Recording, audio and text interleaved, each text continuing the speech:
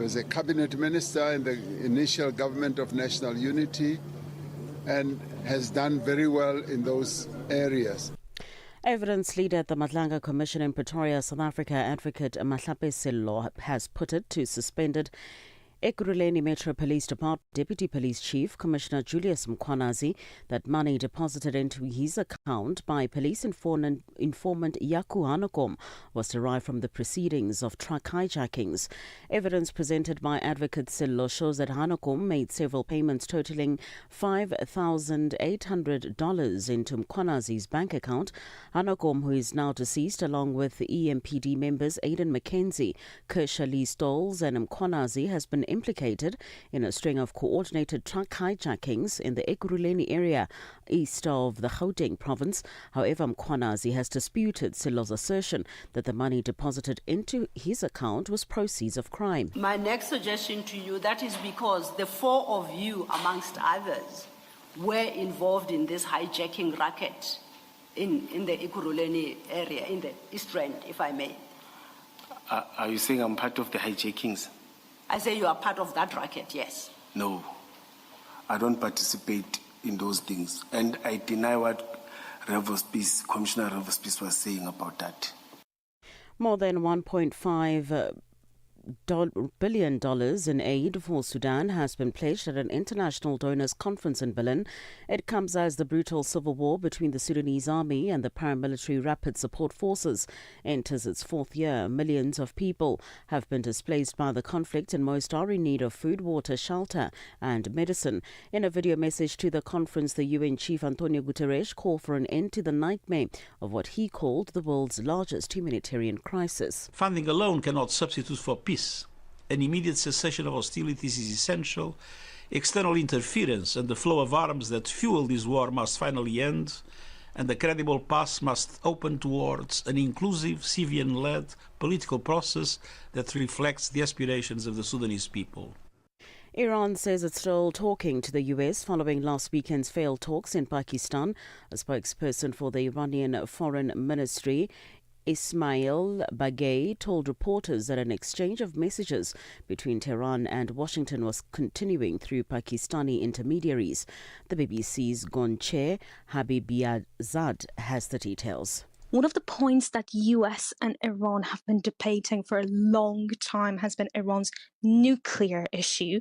And Baghei has said that Iran must be able to continue enrichment of uranium based on its needs, but has said that Iran's nuclear program is peaceful, something that the US and Israel have rejected. Baghei has not confirmed that the next round is happening yet, but he has said that the messages are continuing. For any news stories you would like to share with us, please do send an email to newsroom@channelafrica.co.za or call us on +27 11 714 4459. For Channel Africa News, I'm Cholani Tulo. SABC News. The African Perspective. And coming up in your sports news this hour, CAF's elite match officials named among the world's best to officiate at the upcoming FIFA World Cup. And Arsenal as well as Bayern Munich complete the UEFA Champions League semi-final lineup. I'll tell you more at 6:30. The sound of Africa, starting strong. Rise and shine with Peter Ndoro and Sepiso Makwetla on the Channel Africa app and SABC Plus. A very good morning to you. Welcome to Rise and Shine. And this is Channel Africa. Stay connected to the continent and the world with Channel Africa, the international voice of the South African Broadcasting Corporation. And you can listen and watch anytime, anywhere at channelafrica.co.za. Also on the Channel Africa mobile app, where you can find it on the SABC Plus in your App Store or your iStore. And also you can catch us on your DSTV and OpenView audio bouquets and on social media. At Channel Africa is our handle on Facebook, and at Channel Africa 1, the handles on the other platforms. Channel Africa first with the African story globally. I'm Peter Ndoro. Sepiso Makwetla is out today. So what are we looking at on the program today? Well, the United Nations World Food Programme has warned of worsening food insecurity as the war in Sudan rages on. And the WHO, the World Health Organization in Africa, have highlighted that the Middle East conflict will undoubtedly affect health systems on the continent. Also, South Africa's President Cyril Ramaphosa has defended the appointment of Rolf Meyer as South Africa's next ambassador to the United States. We'll be tracking all of those stories and more coming up right here on Rise and Shine. Stay with us. Be inspired. Stay informed. Channel Africa, the beauty of life. Now available anytime, anywhere with our new app. The whole population of Africa has been shocked to the depth of its soul. For 60 years, Channel Africa has been the voice that connects the continent, telling our stories and sharing our vision with the world. This year, we mark 6 decades of broadcast excellence. 60 years of stories, sound, and connection. 6 years of African conversations that matter. This is 60 years of broadcast excellence. Broadcast excellence, rooted in Africa's heartbeat and looking boldly into the future. Join Channel Africa as we celebrate 60 years of broadcasting. Still strong, still vibrant, and still giving you the African perspective. Channel Africa. Big continent, bigger conversations. Rise and Shine with Peter Ndoro and Sepiso Makwetla. 6 till 9 a.m. on Channel Africa, the African perspective. It's time now for what we call the Africa Roundup. Each morning, just after the 6 o'clock news, we bring you a concise update on the key developments shaping the continent and the world that have taken place over the past 24 hours. This with insights from our team of journalists, analysts and commentators, and of course the voices of the newsmakers themselves. And we place the day's biggest stories into context for you, helping you stay informed, connected and also set up for the news day ahead. We start here. South Africa's President Cyril Ramaphosa has defended the appointment of Rolf Meyer as South Africa's next ambassador to the United States. President Ramaphosa says that he's more than qualified to take on the role. Meyer's appointment comes after the post remained vacant since March 2025, following the expulsion of former Ambassador Ibrahim Rasool. President Ramaphosa was addressing the media. Rolf Meyer is a South African, a very loyal and patriotic South African who has distinguished himself in a number of areas where he has worked. And yes, he did lead the National Party negotiating team together with myself. He was a cabinet minister in the initial government of national unity and has done very well in those areas. Recently, he's been involved in mediation processes in a number of countries, and that in many ways has sharpened his diplomatic skills. Germany is hosting an international donors conference for Sudan as the devastating civil war there marks 3 years. The German government hopes to raise over $1 billion in aid pledges at the conference in Berlin to help support a political resolution to the war between Sudan's army and the paramilitary Rapid Support Forces. The UN Commissioner for Human Rights is Volker Turk.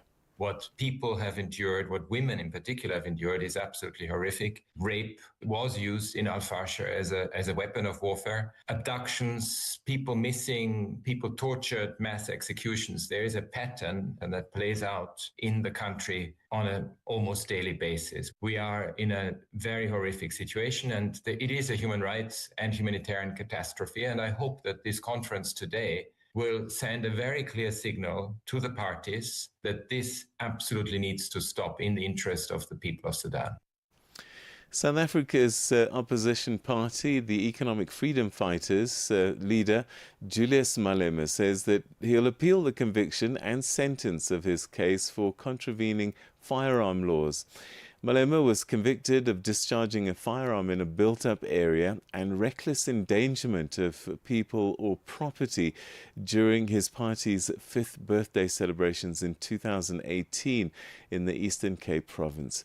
Malema addressed EFF supporters outside the regional court in Kugompo, where both the defense and the state submitted their closing arguments. The court will hand down its sentence today. And they use us to say whoever dares to speak truth to power must be taken to jail. We shall not be silenced under any circumstances. They can do whatever they can do, they will never silence us. They can imprison me, but they will never imprison my ideas. They will never suppress the idea of economic freedom in our lifetime. The US military says that it's completely halted Iran's sea trade since it began a blockade of Iranian ports on Monday. US Central Command says that America has maintained its maritime superiority, although it's hard to assess independently how effective the blockade has been. Washington aims to pressure Iran by targeting its oil revenues. US Deputy President J.D. Vance says that he believes Iran negotiators want to make a deal, but mistrust between Washington and Tehran can't be solved immediately. Deputy President Vance insists that the US President Donald Trump wants a comprehensive agreement with Iran. He doesn't want to make like a small deal. He wants to make the grand bargain. And what he's basically offering to Iran is very simple, and frankly, it's something that no president has had the ability to offer. He said that if you're willing to act like a normal country, we are willing to treat you economically like a normal country. And that's how we come to the end of today's edition of the Africa Roundup. Stay with us. Coming up shortly, we're going to be focusing on the Central Africa region as we unpack some of the region's biggest stories. 60 years of Channel Africa, your trusted voice, your African perspective into the future.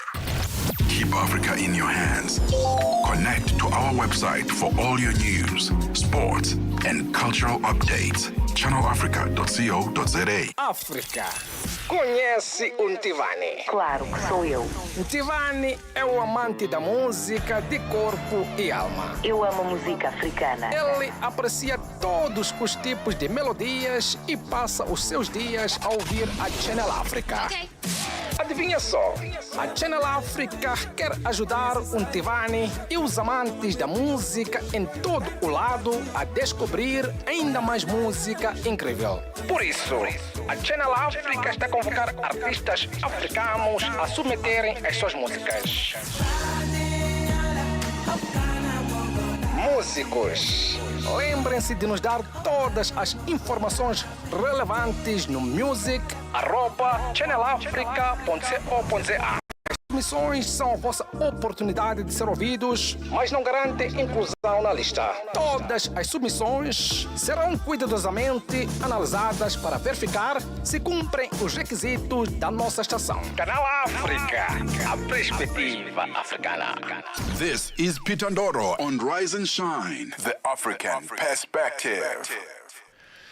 Right, let's focus our attention on what's been happening in Central Africa, and from a rare pause in the conflict during Pope Leo's the 14th visit to Central Africa, to growing tensions over strategic energy assets in Angola, shifting diplomatic alliances in Gabon, and renewed violence in the Eastern Democratic Republic of Congo, despite fresh peace talks there. There are some these are some of the key developments that are shaping Central Africa right now, and for the implications and what the stories might mean and make sense of it all, we're now joined by geopolitical analyst Aaron Mgambi. Aaron, always good to talk to you. A very good morning.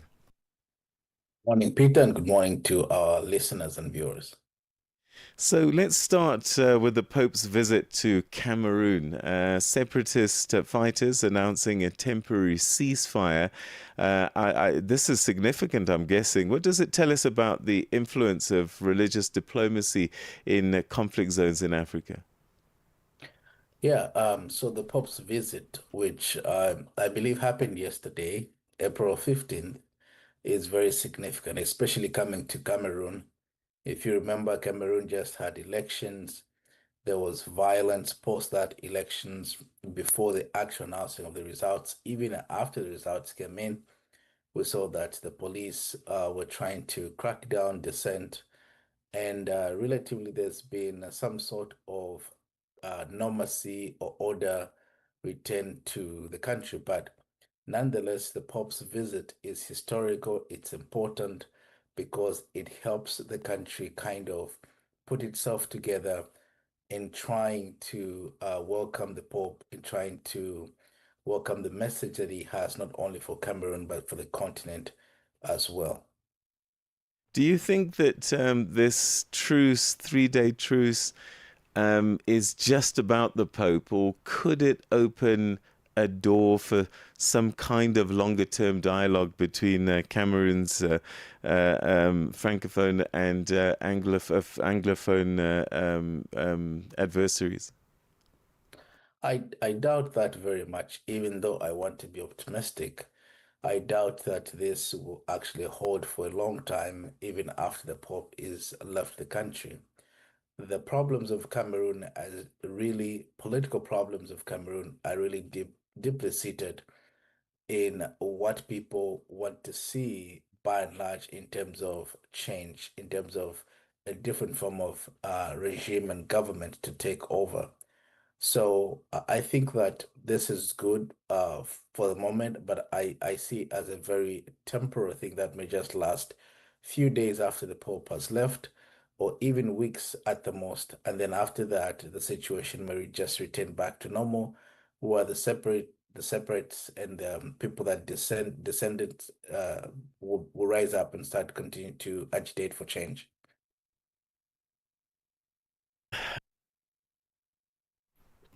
I don't want to belabor the point because we've got quite a lot to talk about, but I wonder if someone like the Pope can influence situations on the ground, especially given that both sides seem to revere him.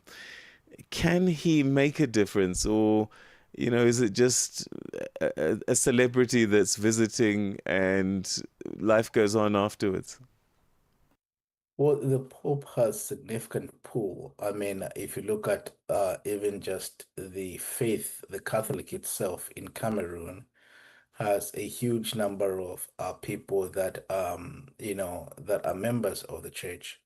Therefore, the Pope, if he issues some sort of statement or decree, it is bound to go a long way. But I just doubt the fact that it will have significant political ramifications just because, like I said, the problems in Cameroon way go before even Pope Leo became the Pope. So I think that this would, of course, be a good thing. That it can be a point of discussion that comes up.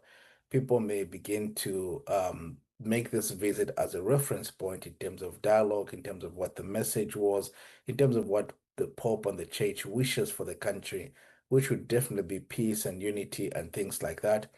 But by and large, I doubt that it's going to hold for a very long time. All right, let's turn to Angola now. The government there has rejected reports that Botswana would take a 30% stake in the Lobito refinery. What does that tell us about control over strategic energy infrastructure in Africa? Well, the government in Angola have made it very significant with this specific project that it doesn't matter who comes in to partner with them. They want at least 51% shares and for them to be able to have some control, if not the control of this strategic, uh, investment. We know that they're trying to talk to the Chinese for a $4.8 billion investment into this. But what is interesting with Botswana is that Botswana has expressed interest. At least we had a statement from the minister in Botswana that Botswana was looking at trying to invest and at least get 30% shares. But there seems to be a disconnect between what the Botswanan ministry was saying and the Angolan government, what they're claiming, because the Angolan government claims that Botswana has not expressed this formally to them. They've not written to them. They've not had any sort of discussions between the two of them. But yet Botswana is claiming that they want to buy about 30% of shares in the same investment. Yeah, I mean, we're supposed to be going towards a more unified continent, a more unified Africa, especially as we develop things like the African Continental Free Trade Agreement. These kinds of tensions, I suppose, show us that there's still quite a long way to go before our borders completely open and that we see each other as one entity, as a continent. Yeah, the other player here that does not seem to champion the continental Africa free trade is actually the West, because the Western countries understand that a free Africa of movements and goods between countries is very disadvantageous to them, especially the United States of America, which has huge stakes and huge investments in Angola, in the DR Congo, and other specific countries in Central Africa and in the region. Therefore, they know that this is kind of very problematic for them, and they'll rather have the status quo be what it is. Therefore, they pull strings in the background and just make it extremely difficult for these countries to come together and talk to each other and agree on terms of trade that are favorable to the Africans. Let's go to Gabon. Authorities there, following Australia's example, introducing social media age restrictions for people under the age of 16. That's quite an interesting development. I wonder, though, how enforceable it is. Yeah, I was looking at that and trying to wrap my head around the technicalities of what it would take in terms of digital verification, in terms of just policing, monitoring, and policing the specific policy that they want to champion. I think that the idea behind this and the policy itself is a very good initiative. And in fact, it's one of its kind in Africa, even though most of the other countries in the world are trying to talk about this, digital verification and the digitalization of their platforms, facial recognition, artificial intelligence, and things like that. But I see it to be quite a challenge for the specific government agency that is assigned to undertake. It will require a lot of resources. It will require a lot of goodwill from the people to actually participate and make it as easy as possible on the authorities. Staying with Gabon, the country has reaffirmed its support for Morocco's sovereignty over Western Sahara. Again, another thorny issue of division for the African Union states, not on the same side, and Israel's another one. How do we deal with these geopolitical issues, and where does that put Gabon? This is a very unfortunate situation. For the longest time, the African Union has tried to advocate for the rights of self-determination for the people of Western Sahara. That is to say, for Western Sahara to secede from Morocco. And we know what the issues are there. Historically, we know that Morocco wants this territory, and they have pretty much subjugated the people of this region or this piece of land under their sovereignty. And these people have tried to fight battles with Morocco. And for the longest time, the African Union had taken a position. And in fact, the Moroccan government even left the African Union. The position overwhelmingly was that Western Sahara needs a self-determination. They need to have their own sovereignty and entity outside of Morocco. But that tide seems to be changing. If you look at the Foreign Affairs Minister of Gabon that went to Morocco to meet with the counterparts from Morocco, you will see that they even cited the United Nations Security Council resolution, I think it's 2729, that basically talks about how Western Sahara should be part of Morocco. And the shift here, by and large, can be attributed to the campaign that Morocco has done over the last few years. I mean, just across the African continent, I know that Morocco has been lobbying a lot of countries to try to change their position on Western Sahara. That is to say, abandon the people of Western Sahara and make sure that Western Sahara is under Morocco. And this seems to be what we are seeing now. But there's a lot of there's been a lot of work by the Moroccans to do this, but also a lot of bribes and just lobbying. I was just about to ask, actually, what's the motivation that people might have, or governments might have, or leaders might have across Africa to support the Moroccan stance? Yeah, I mean, it's an open secret. It's something that anyone who has studied what's been going on in that part of the world would know that there's been a lot of change and shift by most African leaders, not because of principle or because of anything else.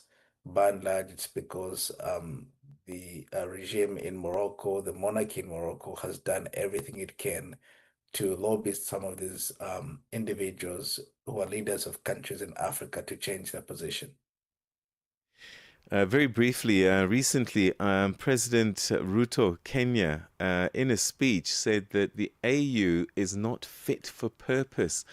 It was quite a thing to hear a head of state saying that. But I guess when issues like this come up and we've got divisions and there isn't a single voice or a single position, it does create an impression that the AU is just not equipped to deal with a lot of the problems of our continent. The problem is we've had presidents like Ruto and others who talk the talk but cannot walk the walk. Yes, that can be a very fair observation and a statement to be made by him.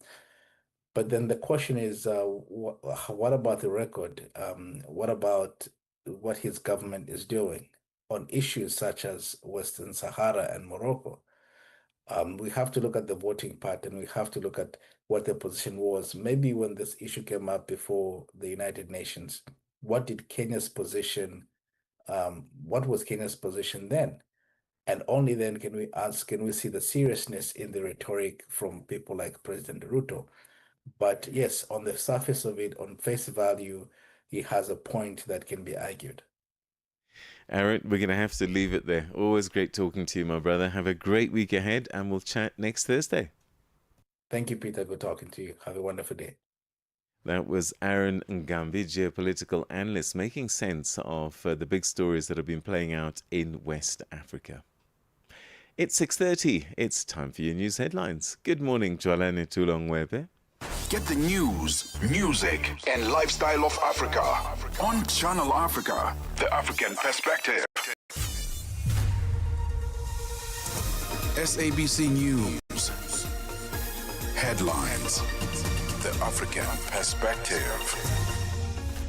Thank you, Peter. Good morning. Making headlines. South Africa's Economic Freedom Fighters Party leader Julius Malema will know his fate today when the Magistrates Court in Kukompo City in the Eastern Cape province delivers a sentence in his firearm case.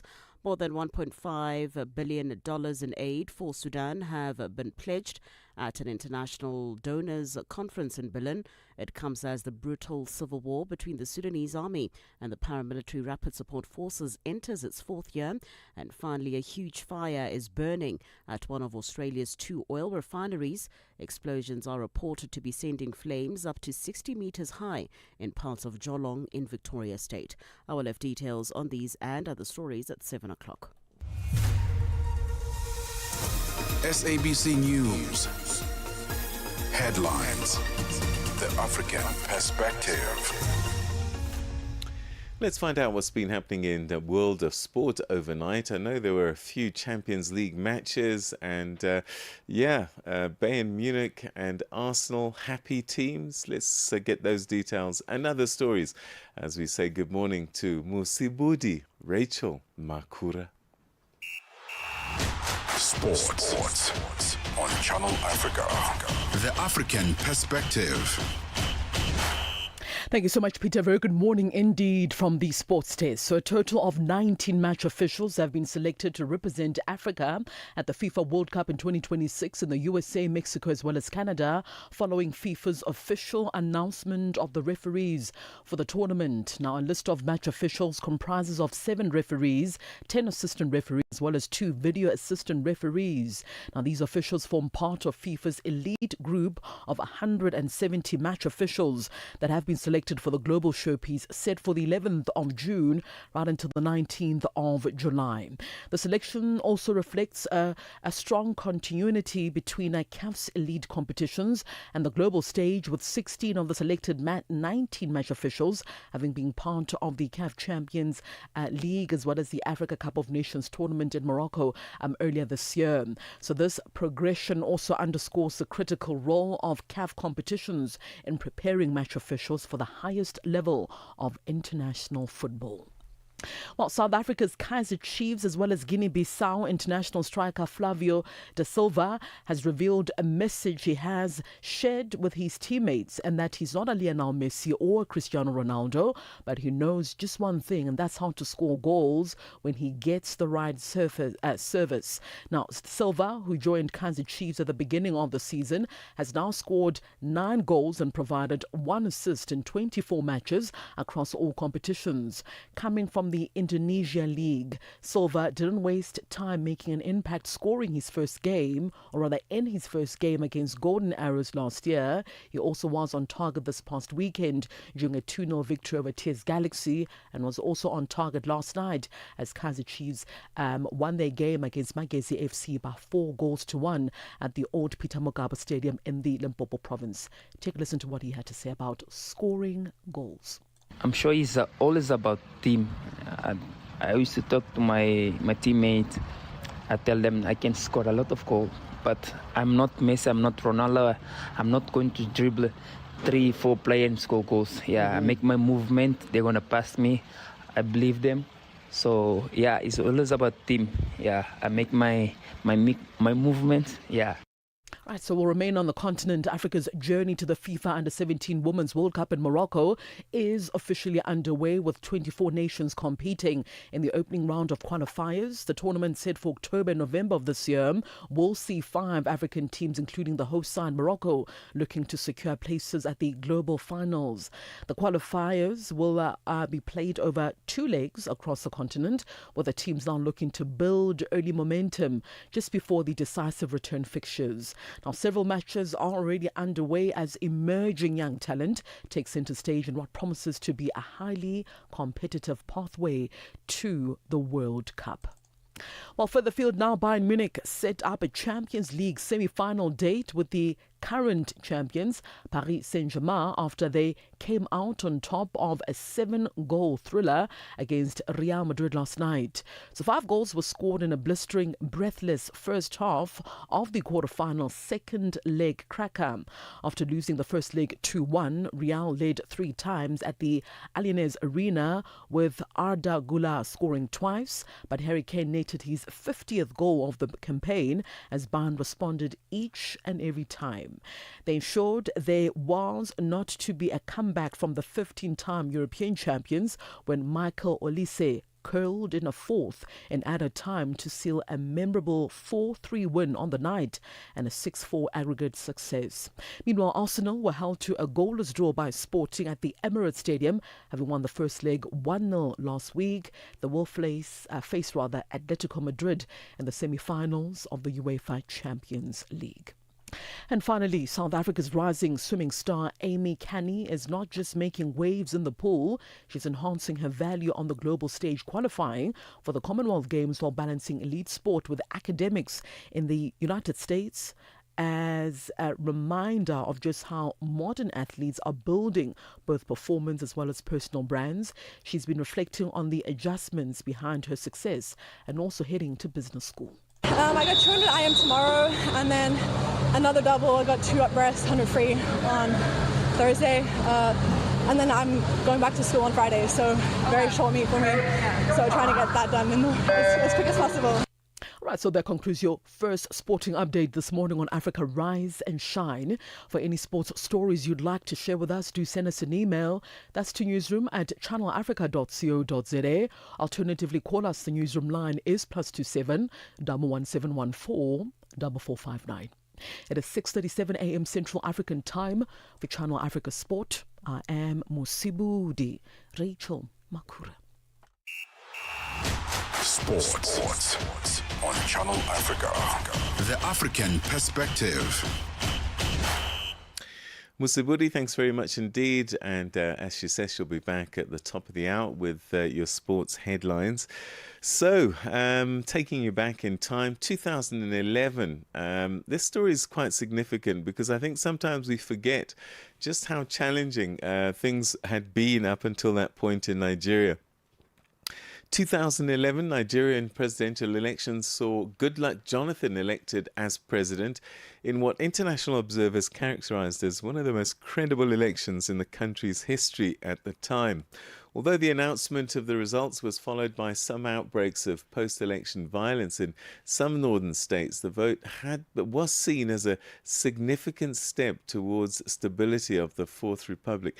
And there has been relative calm and peace since then in terms of transitions of power.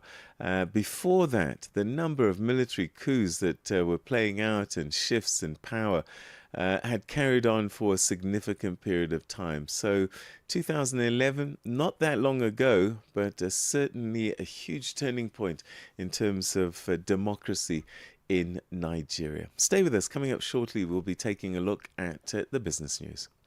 Zilipendwa na Abedi Jean de la Croix. Historia msikilizaji ya Valentine Day au siku ya wapendanao ilianzia katika nyakati za kale za dola la Roma. Watafiti wengi wa historia wanaamini kuwa siku hii inahusishwa na sherehe za kipagani zilizokuwa zikifanyika kila mwaka katikati ya mwezi Februari. Msikilizaji, sherehe hizo zilijulikana kama Lupercalia na zilifanyika kuadhimisha uzazi, upendo na mwanzo wa majira ya kuchipua. Zilipendwa kila Jumamosi kuanzia saa 12 kamili majira ya Afrika ya Kati hadi saa 1 kamili majira ya Afrika ya Kati.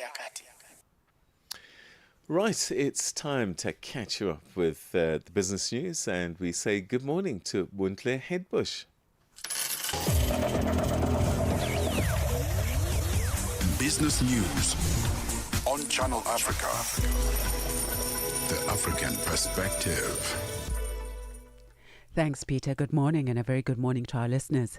In our top business story this morning, Kenya has sharply raised the costs of petroleum, with diesel prices rising by a record margin despite a fuel tax cut as a conflict in Iran pushes up prices. In its latest review, the energy regulator there raised the cost of diesel by 31 US cents to $1.6 a litre, while petrol rose by 22 US cents to a similar level. It said this reflected higher global oil and shipping costs, even as the government cut value-added tax to 13% from 16%. The new prices will last until the 14th of May, when the next review is due. Fuel shortages have been reported in parts of the country, although the government insists stocks are sufficient and accuses some fuel companies of hoarding supplies. The United Nations Secretary-General Antonio Guterres has launched a borrowers platform on the sidelines of the spring meetings of the International Monetary Fund and World Bank in Washington, D.C. The initiative seeks to give developing countries with high debt burdens a greater voice in dealing with creditors. As shown Bryce Peace reports from the U.S. Capitol, the initiative comes in the context of developing countries facing rising debt pressures that undercut their ability to deal with other social needs. The UN sees the platform as a counterpoint to the Paris Club, the London Club, or the Institute of International Finance, among others. groups of private creditors that have long had a dedicated space to coordinate, while borrowers had no equivalent. The launch of the Borrowers Platform is an effort to broaden technical capacity and institutional memory among borrowers in an effort to balance the power dynamics between both sides. Speaking at the event, Guterres said they were launching a breakthrough in global financing, a platform in which borrowing countries sit together, learn from each other, and speak with a collective voice. He reiterated that over 3 billion people lived in countries that spent more on debt service than on health and education. Nigeria's consumer inflation rate quickened for the first time in a year in March. The country has started to get price pressures under control before the Iran war, with inflation falling for 11 straight months. But the Middle East conflict has triggered a surge in domestic fuel prices, which has filtered through into food inflation, typically the main driver of the headline rate. The National Bureau of Statistics says headline consumer inflation rose to 15.38% year-on-year in March, up from 15.06% in February. An economist from the Central University of Technology in South Africa's Free State province has warned that rising electricity tariffs could have serious consequences for the economy. Gcinazwe Zwane says the recent electricity price increases approved by the National Energy Regulator of South Africa, along with proposed hikes by power utility Centrelec, may force consumers to cut back on spending. He says businesses may respond by increasing prices to cover higher operating costs, placing even more pressure on already struggling households. Zwane is calling on government to reconsider the tariff increases to help ease the financial burden on consumers. This impact will have more negative in terms of job creation, in the sense that more consumers will think twice by spending their money, and that will lead to the retailers and producers to increase the price of commodities for those who can afford to buy, so that they can also be afloat in terms of paying their debts. This increase of ESCOM is going to have a negative impact. What we would suggest and request from the government is to pass this increase so that the consumers can be able to survive. Further afield, the BBC has announced swinging job cuts.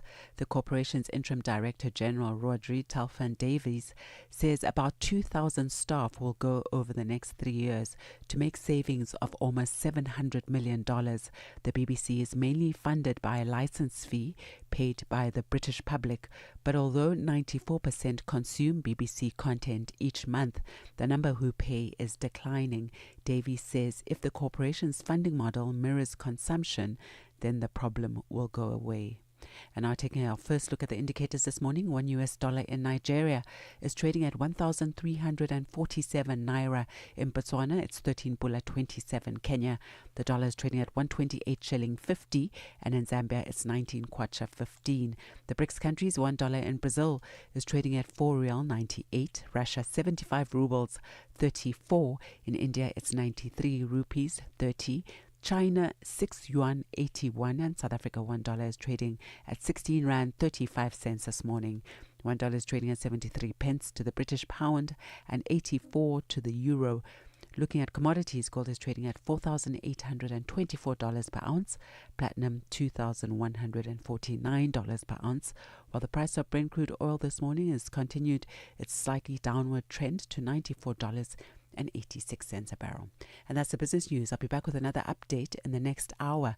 For any business news stories you'd like to share with us in the meantime, please do send us an email to newsroom@channelafrica.co.za. Give us a call on +271 714 4459. For Channel Africa Business, I am Buntle Hetbush. Business news on Channel Africa. The African perspective. Start your day right with Channel Africa Breakfast. That smells delicious. Live, 5 days a week.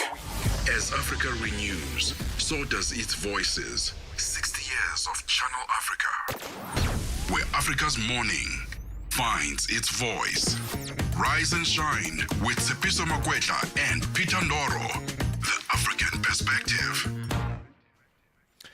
Thank you very much indeed to Buntle Hetbush. She'll be back in the next hour, around about 7:40, with another business news update for you. In the meantime, let's take a look at this story. The United Nations World Food Programme, the WFP, has warned that the conflict is killing and injuring countless civilians and leaving millions without access to food, shelter or sanitation. As today, as on Thursday, the anniversary of the devastating war, the Sudanese people are still being left to cope with the intense fighting and widespread suffering. Tutongo Beni has more. Residents of the Daba Niara camp in Sudan still feel the harsh impact of the conflict 3 years into the brutal war. Sudan remains the world's worst humanitarian crisis, with nearly 34 million people, 65% of the total population in need of assistance. The crisis continues to spill across borders, straining neighbors and fueling instability across the Horn of Africa and the Sahel. The World Food Programme has warned that the conflict is killing and injuring countless civilians and leaving millions without access to food, shelter, or sanitation. More than 19 million people still face acute hunger in Sudan, and famine continues to haunt parts of the country as violence, displacement, and economic collapse grind on. Communities have been cut off from food, markets, and aid, and children have been forced to miss 3 years of education with their future hanging in the balance. Carl Skau is the World Food Programme, WFP's Deputy Executive Director. 3 years of war in Sudan have created the world's largest humanitarian crisis. The conflict has ravaged livelihoods, uprooted communities, and driven millions of people into hunger. Famine still stalks parts of this country. Aid workers, trucks, and warehouses continue to come under attack, putting the lives of our colleagues at risk and disrupting our assistance.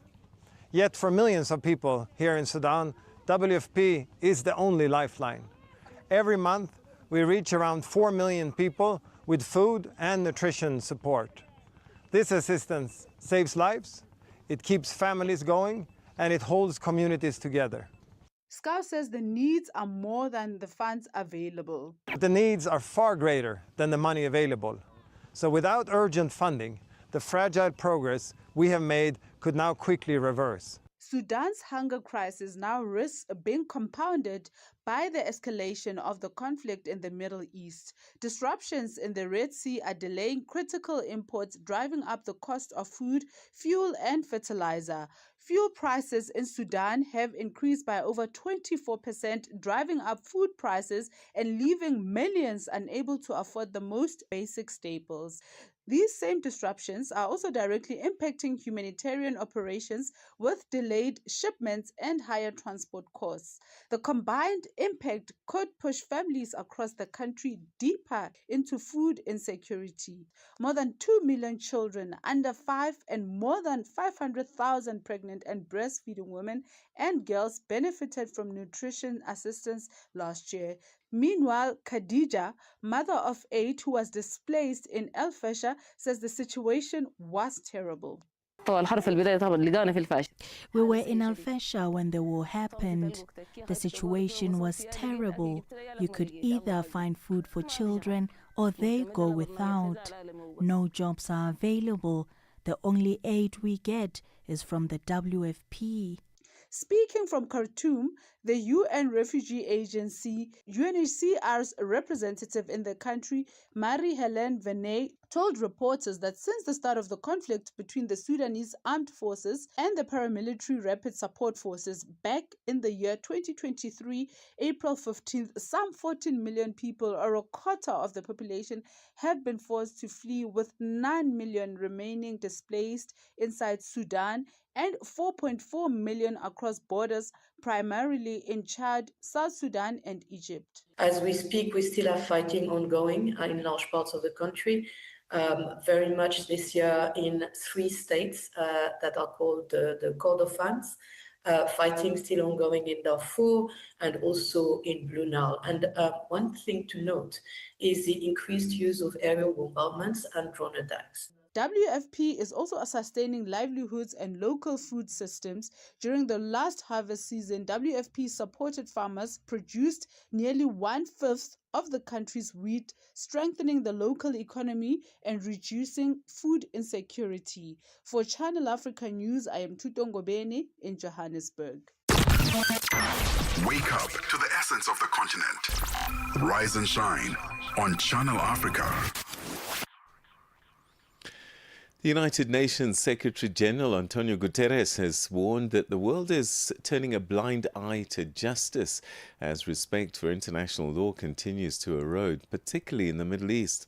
Speaking to reporters in New York on Tuesday, Guterres says that rules governing the use of force are being ignored. Civilians are suffering intolerable harm and humanitarian obligations, including protections for UN personnel, are being violated. His remarks come ahead of his visit to The Hague to mark the 80th anniversary of the International Court of Justice. Channel Africa reporter Michael Mbewe filed this report. As the world watches the fragile two-week ceasefire in the Middle East conflict, United Nations Secretary-General Antonio Guterres has sounded the alarm over a growing disregard for international law. Speaking to the media in New York, Guterres said the rules governing the use of force are being ignored, with civilians facing intolerable harm, humanitarian obligations neglected, and protections for UN personnel violated. Justice is meant to be blind. But today, too many are choosing to turn a blind eye to justice itself. Around the world, and starkly in the Middle East, respect for international law is being trampled. Rules governing the use of force and the conduct of hostilities are ignored. Civilians are exposed to intolerable harm, humanitarian obligations are disregarded, and even the protections afforded to the United Nations and our personnel are violated. Guterres warned that lawlessness breeds chaos and suffering, urging nations to reaffirm international law as he is set to visit The Hague to commemorate the 80th anniversary of the International Court of Justice, which he called a cornerstone of the global legal order. This wholesale assault on international law has consequences. Lawlessness breeds chaos. Lawlessness fuels suffering. Lawlessness leads to destruction. And this is not the moment to retreat from international law. It's the moment to reaffirm it. That is why later this week I will travel to The Hague to mark the 80th anniversary of the International Court of Justice. The ICJ is the principal judicial organ of the United Nations and the pillar of the international legal order. For 8 decades, the court has fulfilled that role with distinction.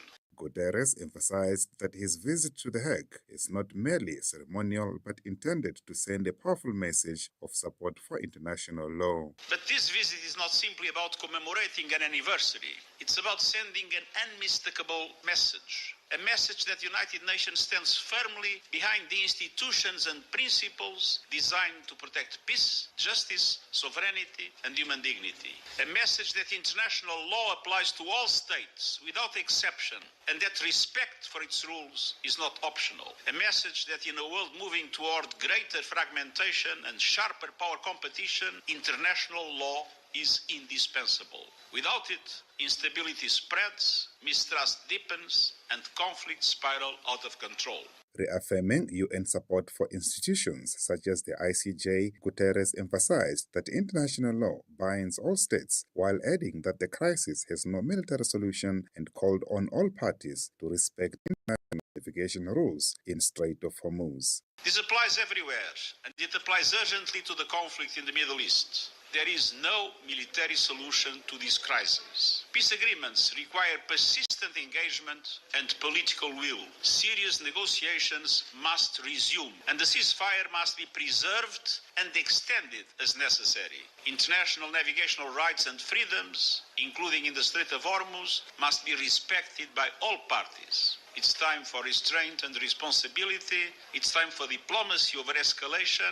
And it's time for a renewed commitment to international law. Addressing the United Nations Security Council, the UN Special Envoy for Yemen, Hans Grönberg, said the stakes for the region remain extremely high as the conflict continues to impact both Bahrain and Yemen. He expressed hope that the recent ceasefire between the United States and Iran would help bring an end to the violence and ease the uncertainty and fear gripping the region. The people of Bahrain, like so many across this region, have lived through weeks of violence imposed upon them and wholly undeserved.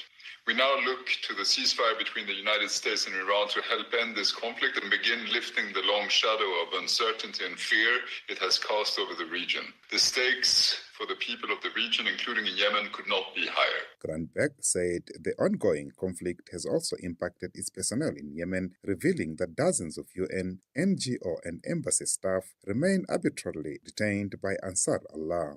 He noted that several of the 73 detained UN colleagues are being held incommunicado without contact with their families, while urging the armed group to immediately and unconditionally release all detainees and called on the Security Council to support efforts towards their freedom. The absence of loved ones is also felt deeply by the families of United Nations, NGO and embassy colleagues who remain arbitrarily detained by Ansar Allah. Of our 73 United Nations colleagues detained, several have been held incommunicado throughout the duration of their detention, while others have been allowed irregular contact with their families. These detentions violate United Nations privileges and immunities and are crippling the United Nations' ability to carry out its mission, with direct consequences for the Yemeni people.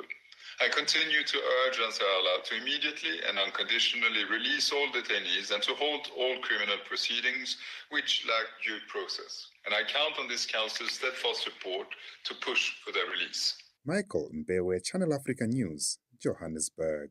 This is Peter Ndoro on Rise and Shine, the African Perspective. All right, so just a heads up on what we're going to be doing in the next hour. We're going to be doing a bit of a deep dive in the sentencing of Julius Malema, who's the head of one of the main opposition parties here in South Africa, the Economic Freedom Fighters. He was once with the African National Congress, but he was expelled, I think, and they left and they formed the EFF. And at the time, he was calling for regime change in Botswana. The party didn't take kindly to it, put him through a disciplinary, and he and a number of people left the party. So he now, at a party celebration 5 years on, fired a gun into the air. That's what the judgment said. Live bullets were fired. That's what the judgment said. And that's a crime here in South Africa. And if the minimum sentence is applied, he could go to jail for as much as 15 years. So yesterday, his counsel presented to the court options and reasons why he doesn't have to have a custodial sentence. But Julius Malema himself said, listen, I'm not going to jail. I'm going to be going home tomorrow. And he'll start a long and lengthy appeals process, very much similar to the one that we've seen President Zuma do over the years. So we'll be unpacking both the legal and the political aspects of today's sentencing and what the implications might be. The sound of Africa, starting strong. Rise and Shine with Peter Ndoro and Sepiso Makwetla on the Channel Africa app and SABC Plus. 7 o'clock Central African time. It's the second hour of Rise and Shine with Peter Ndoro. And coming up, we'll tell you what we're focusing on a bit more. But first, we begin with the news with Jwalani Tulongwepe.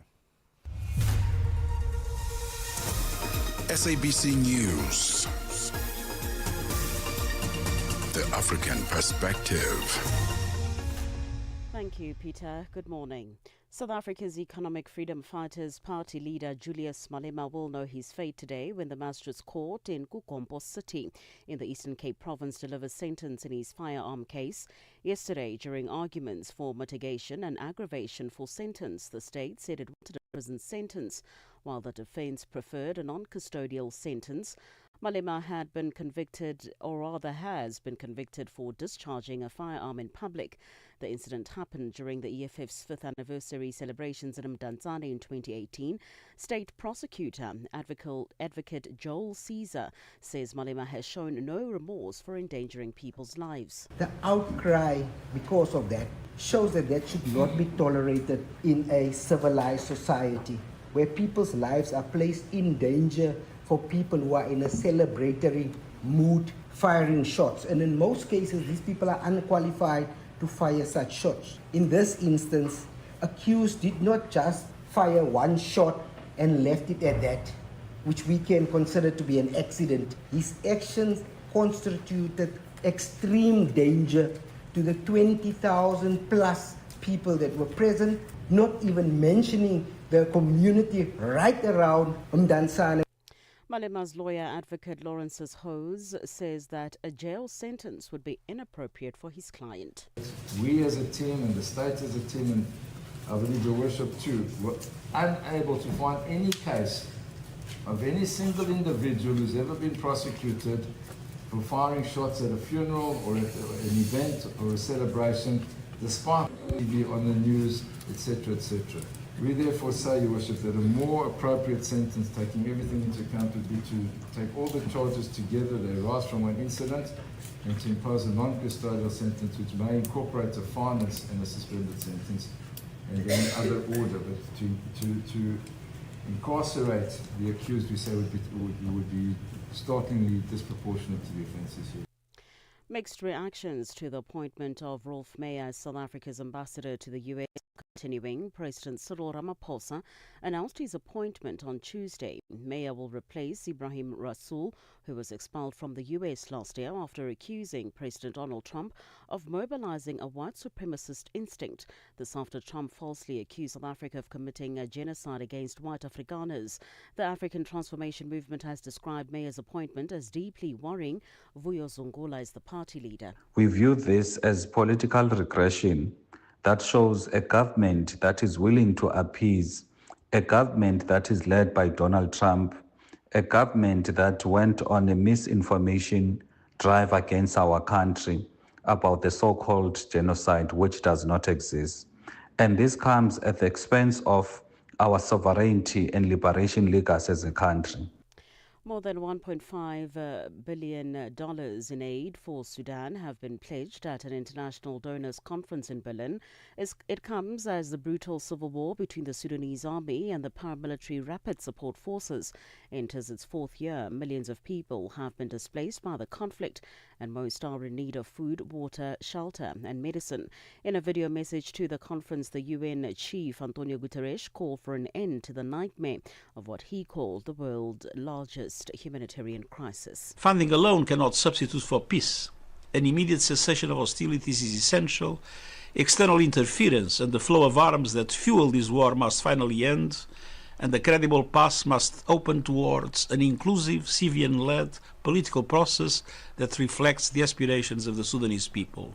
A huge fire is burning at one of Australia's 2 oil refineries. Explosions are reported to be sending flames up to 60 metres high in parts of Geelong in Victoria State. Residents have been told to stay indoors and keep windows closed due to hazardous smoke.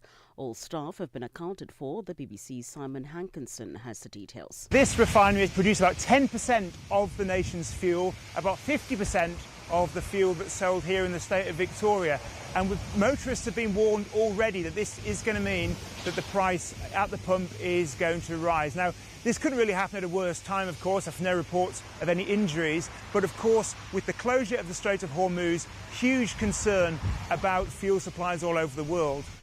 For any news stories you would like to share with us, please do send an email to newsroom@channelafrica.co.za or call us on +27 11714 4459. For Channel Africa News, I'm Jolani Tulo Mwepe.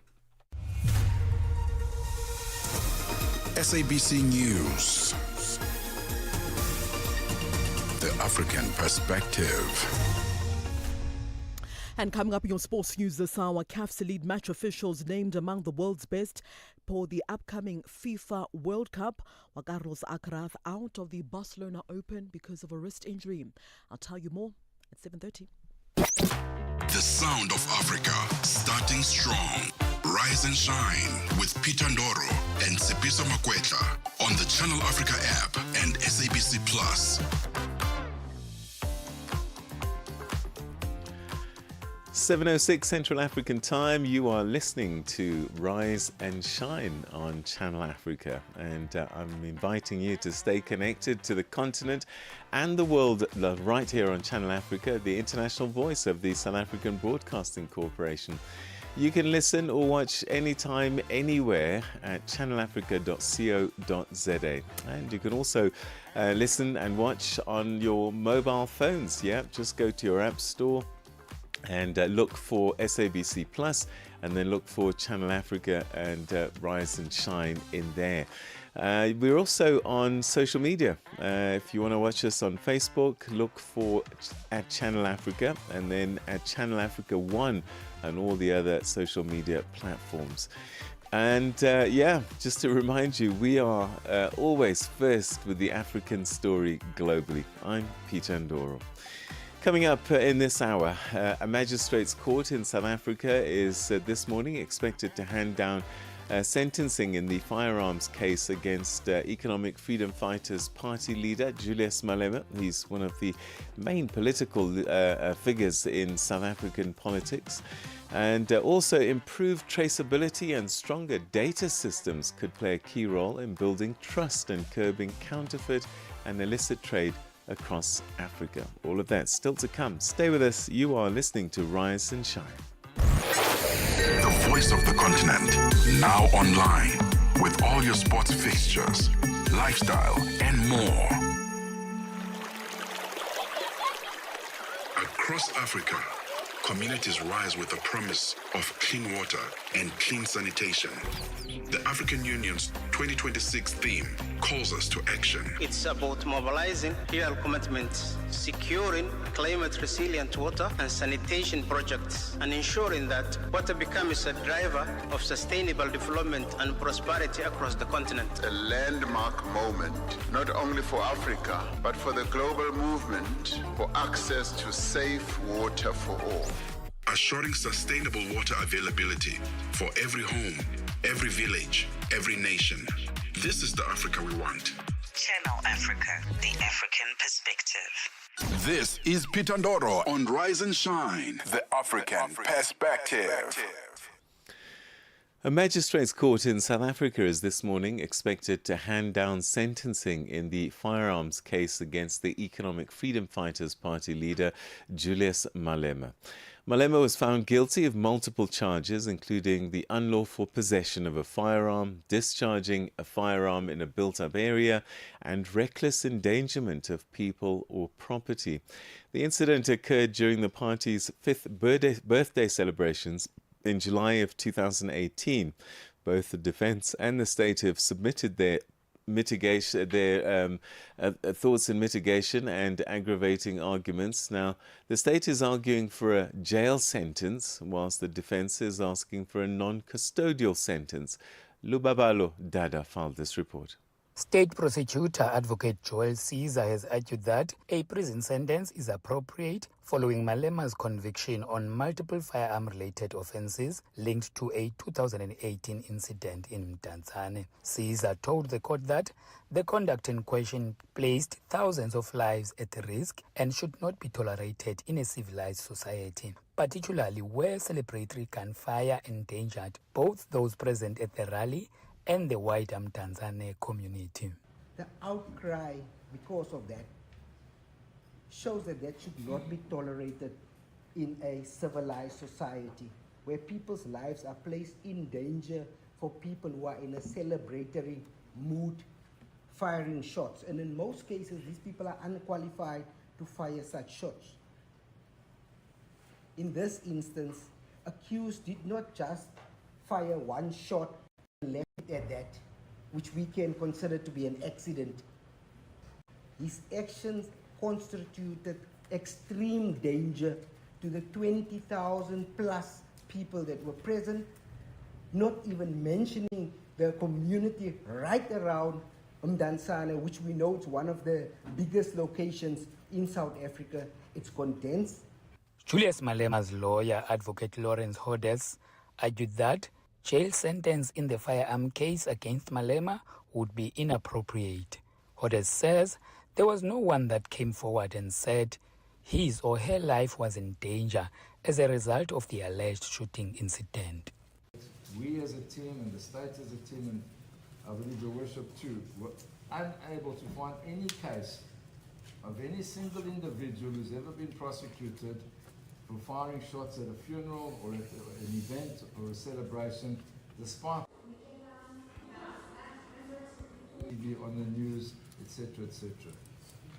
We therefore say, Your Worship, that a more appropriate sentence, taking everything into account, would be to take all the charges together that arise from one incident and to impose a non-custodial sentence which may incorporate a fine and a suspended sentence and then other order. But to incarcerate the accused, we say would be startlingly disproportionate to the offences here.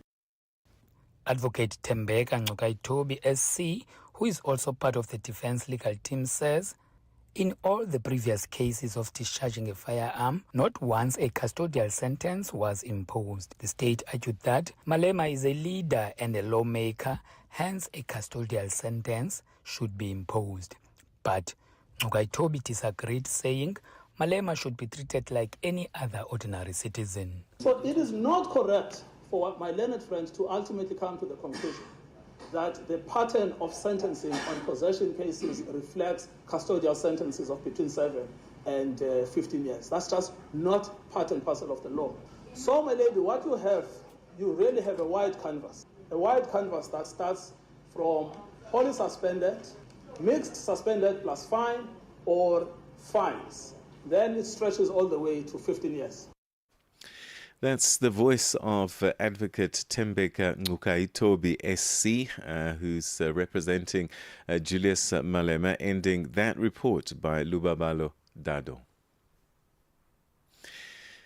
Now, South Africa's opposition politics as a result could be entering a defining moment. Julius Malema, the leader of the Economic Freedom Fighters, is preparing to appeal his conviction for contravening firearms laws after he was found guilty of discharging a rifle in a public space during a 2018 rally. Now, the case has raised questions about political accountability, the rule of law, and what it could mean for one of South Africa's most influential and controversial at times political figures.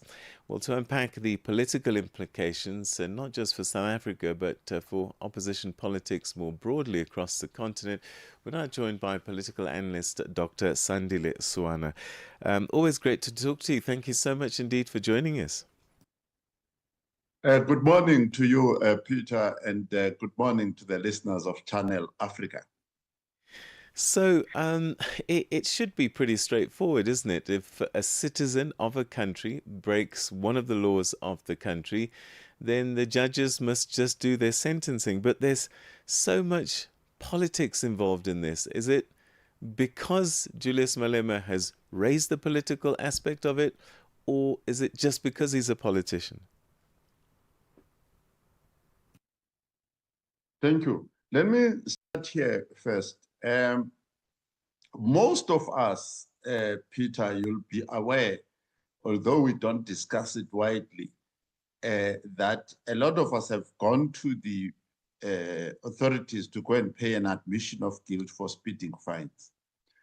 You know, so a lot of us actually, in essence, have been found guilty.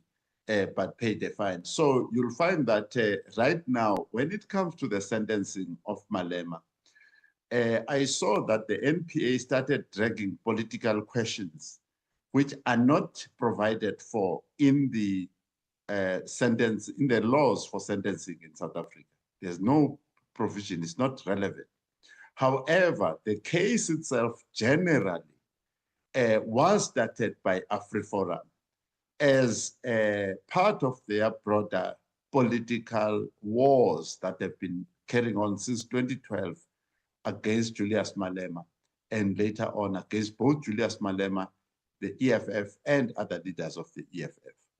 So the case itself has got a political tone, but to decide the sentence, politics are relevant. So, I guess, interestingly, Julius Malema himself addressing his supporters, saying that I'm not going to go to jail, and the supporters saying they're not going to allow it to happen. What does a judge do in the face of all of this? Because there could be political ramifications that turn into actual physical issues?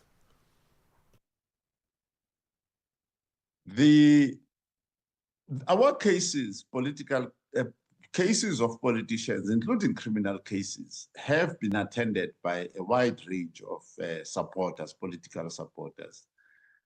The only time that I can remember where such cases became violent was the incarceration of Jacob Zuma, the July insurrection.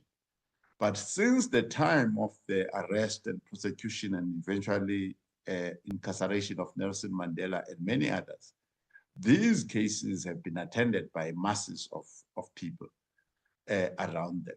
So, but the presence or absence of any group of people during court proceedings in and around courts does not need to be considered at all in the making of a judgment, because the judgment must follow the evidence and the law.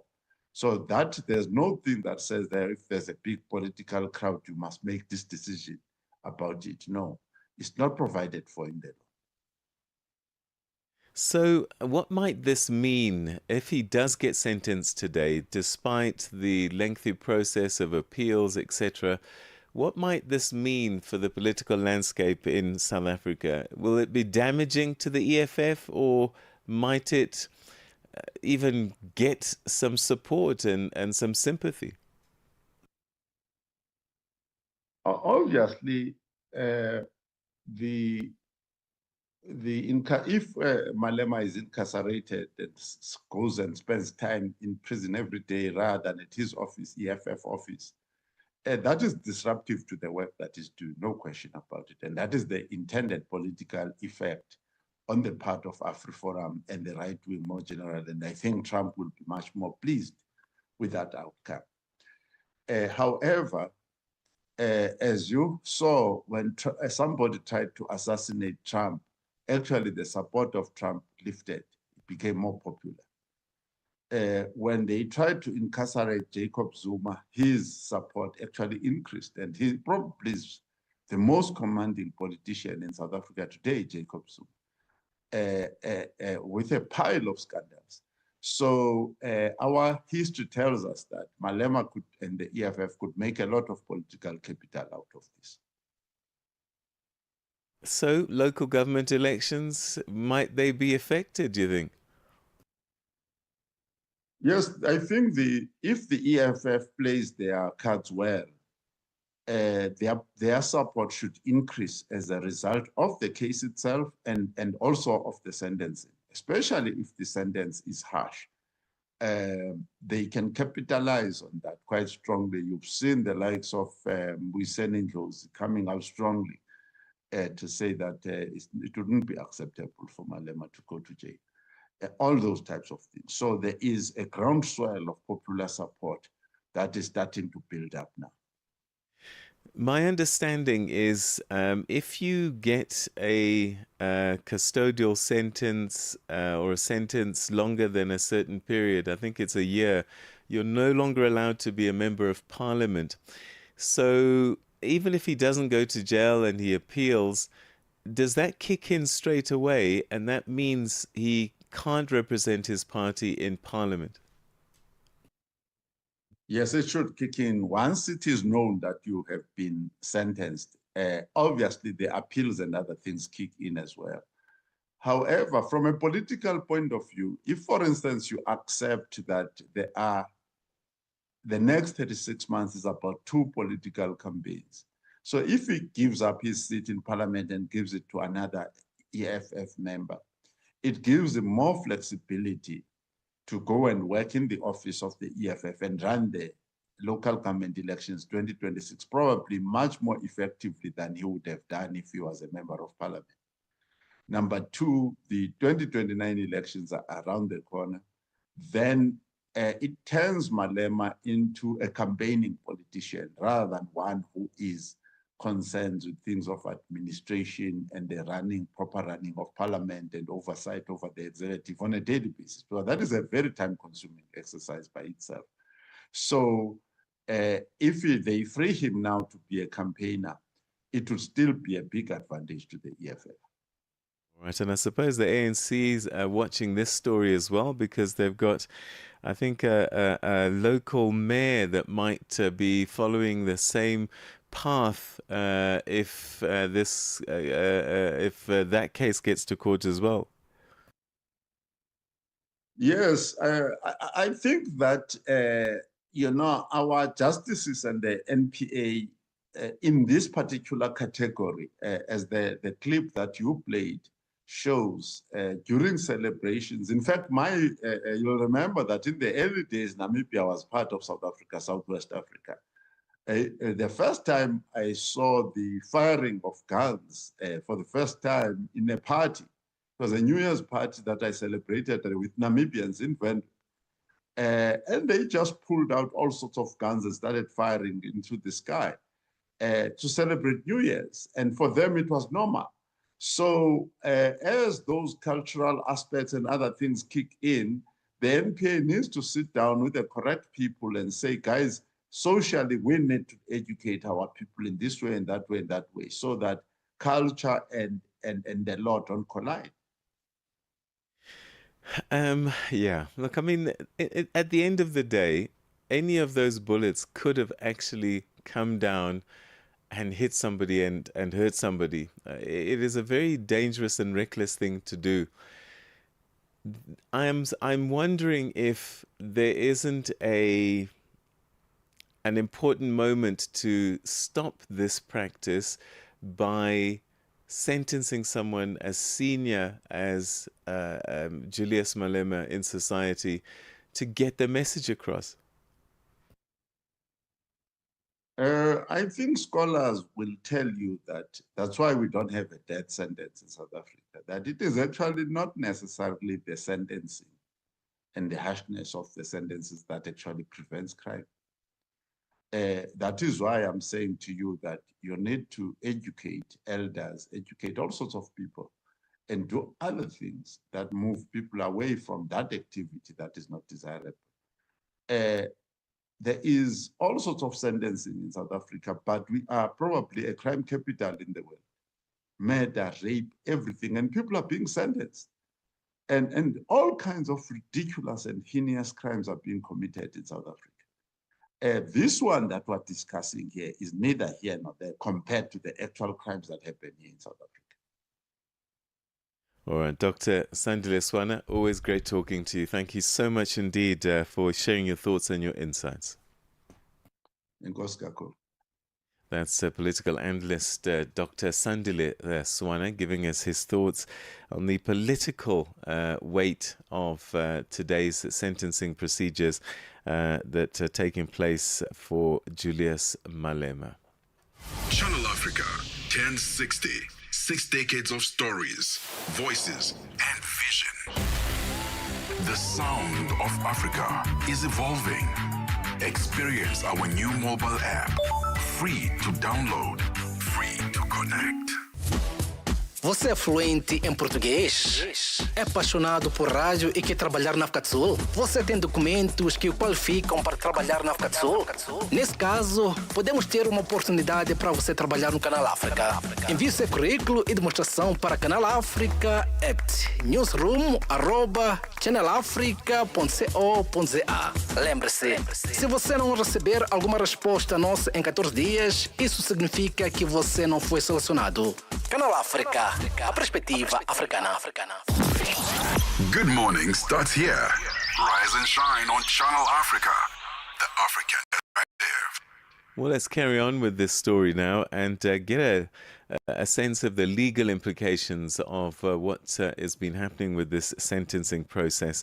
And we're now joined by attorney and legal expert Mpumelelo Zikalala. Thanks so much indeed for joining us and welcome. Good morning to you, so good morning to your listeners. All right, briefly take us through the challenges that the judge has had to deal with in terms of what is going to happen later today in handing down the sentence. What does the judge have to balance in terms of a sentence, and what does the law say actually the judge should do? Well, there are certain guidelines in which the magistrate will have to look at in this matter. Firstly, you then say, let me use what is called the S versus Zinn triangle process, which says, let's look at the offender. In this case, you say, what are the personal circumstances of the offender? Let's look at the personal circumstances of Mr. Malema. Is he married? Is he working? Type of contribution that he makes in the community? Has he any previous convictions? How many brushes has he had with the law? Especially those that are linked to the offense in which he's been found guilty of. Then the second part, you then say, let's look at the offense. How prevalent is the offense? Is it something which is a scourge in which South Africa is trying to fight against, or is it something which is not prevalent that you've been able to manage? So linked to that is to look as part of the sentencing is, does the legislation that makes it an offense provide you with prescribed sentences that ought to be there? In this case, the answer is yes, but it is very important to note that it then applies a discretionary process to the presiding officer. And then lastly, you say, what is it that you want to teach members of the public? What is in the best interest of the public? What is it that you want to send a strong message of? In balancing those three, then you come to the appropriate sentence. The principle being, don't kill a fly with a sledgehammer, but most importantly, make sure that you are able to give out punishment which is going to send a very important lesson, and make sure that whoever may think that they want to engage in this type of process again is deterred from doing so. How serious is this crime in terms of South African law? It is very serious. It does come with an imprisonment period of 15 years. Now, if you look at a life term is 25 years, and it's only just 10 years shy of that, it shows that the legislatures, when they created this legislation, were very clear to say anyone who is going to break these rules must be punished severely. But it doesn't mean that at the end of the day, that punishment of that process of punishing someone severely must be looked at on a blanket approach. Each facts, each accused, each circumstances must be looked at on its own, and you must do that assessment of checking what is the appropriate sentence for this particular individual now that I've been able to find them guilty on breaking the Firearms Control Act.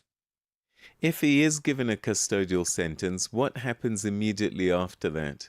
Will he go to jail straight away, or just by saying we're going to appeal, does a process start that might enable him to go home straight away? Ordinarily, once a person has been found guilty, they would move from the accused box into the jail cells. However, if there's an appeal that has been noted, either within that particular court or within a higher court, in this case, the provincial division, then things change a bit. You then come back and say, here's my appeal that has been noted. I filed all the papers that need to be there. Can you be able to listen to a bail application so that I can be able to go home pending that particular appeal process? You still have the state that you need to answer. I still have to go and prepare based on the sentence as I'm appealing the sentence to, and then we can come back and deal with the matter. Remember, the process is not to punish the individual unfairly, but it's to say, up until you have finalized all the processes pertaining to your sentence and to the merits of the matter, you can be able to go home. We've entrusted you this much while the trial was going on. You've behaved within that particular process. There was not a point in time in which we've had to issue a warrant of arrest for you to secure your attendance. So on that basis, let's continue.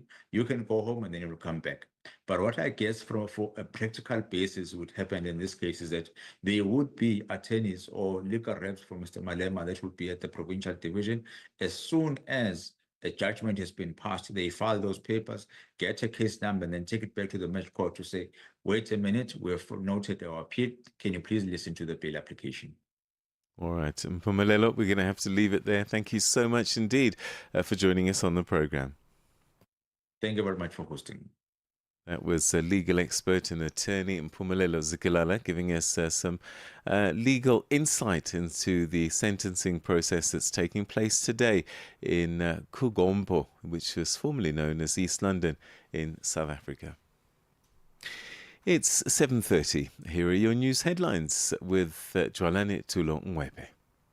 Get Channel Africa on DSTV Audio Pay. Channel 802. SABC News. Headlines. The African Perspective. Thank you, Peter. Good morning. Making headlines. South Africa's Economic Freedom Fighters Party leader Julius Malema will know his fate today when the Magistrates Court in Kugombo City in the Eastern Cape province delivers a sentence in his firearm case. Pope Leo has urged Cameroon's government to root out corruption. He addressed national leaders after crowds welcomed him to the capital, Yaoundé. And finally, a delegation from Pakistan, led by Army Chief Asim Munir, has arrived in Tehran as part of Islamabad's ongoing mediation efforts between Iran and the United States. I will have details on these and other stories at 8 o'clock. SABC News. Headlines. The African Perspective.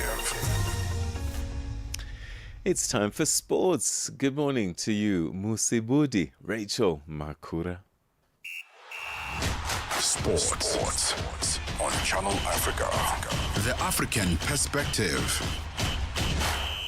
Thank you, Peter. Very good morning once again from the sports desk. Well, a total of 19 man officials have been selected to represent Africa at the FIFA World Cup later on this year, co-hosted by the USA, Mexico as well as Canada, following FIFA's official announcement of the referees for this year's tournament. So a list of match officials comprises of 7 referees, 10 assistant referees, as well as 2 video assistant referees. These officials form part of the FIFA elite group of 170 match officials that are set to partake in the upcoming World Cup. That's from the 11th of June until the 19th of July.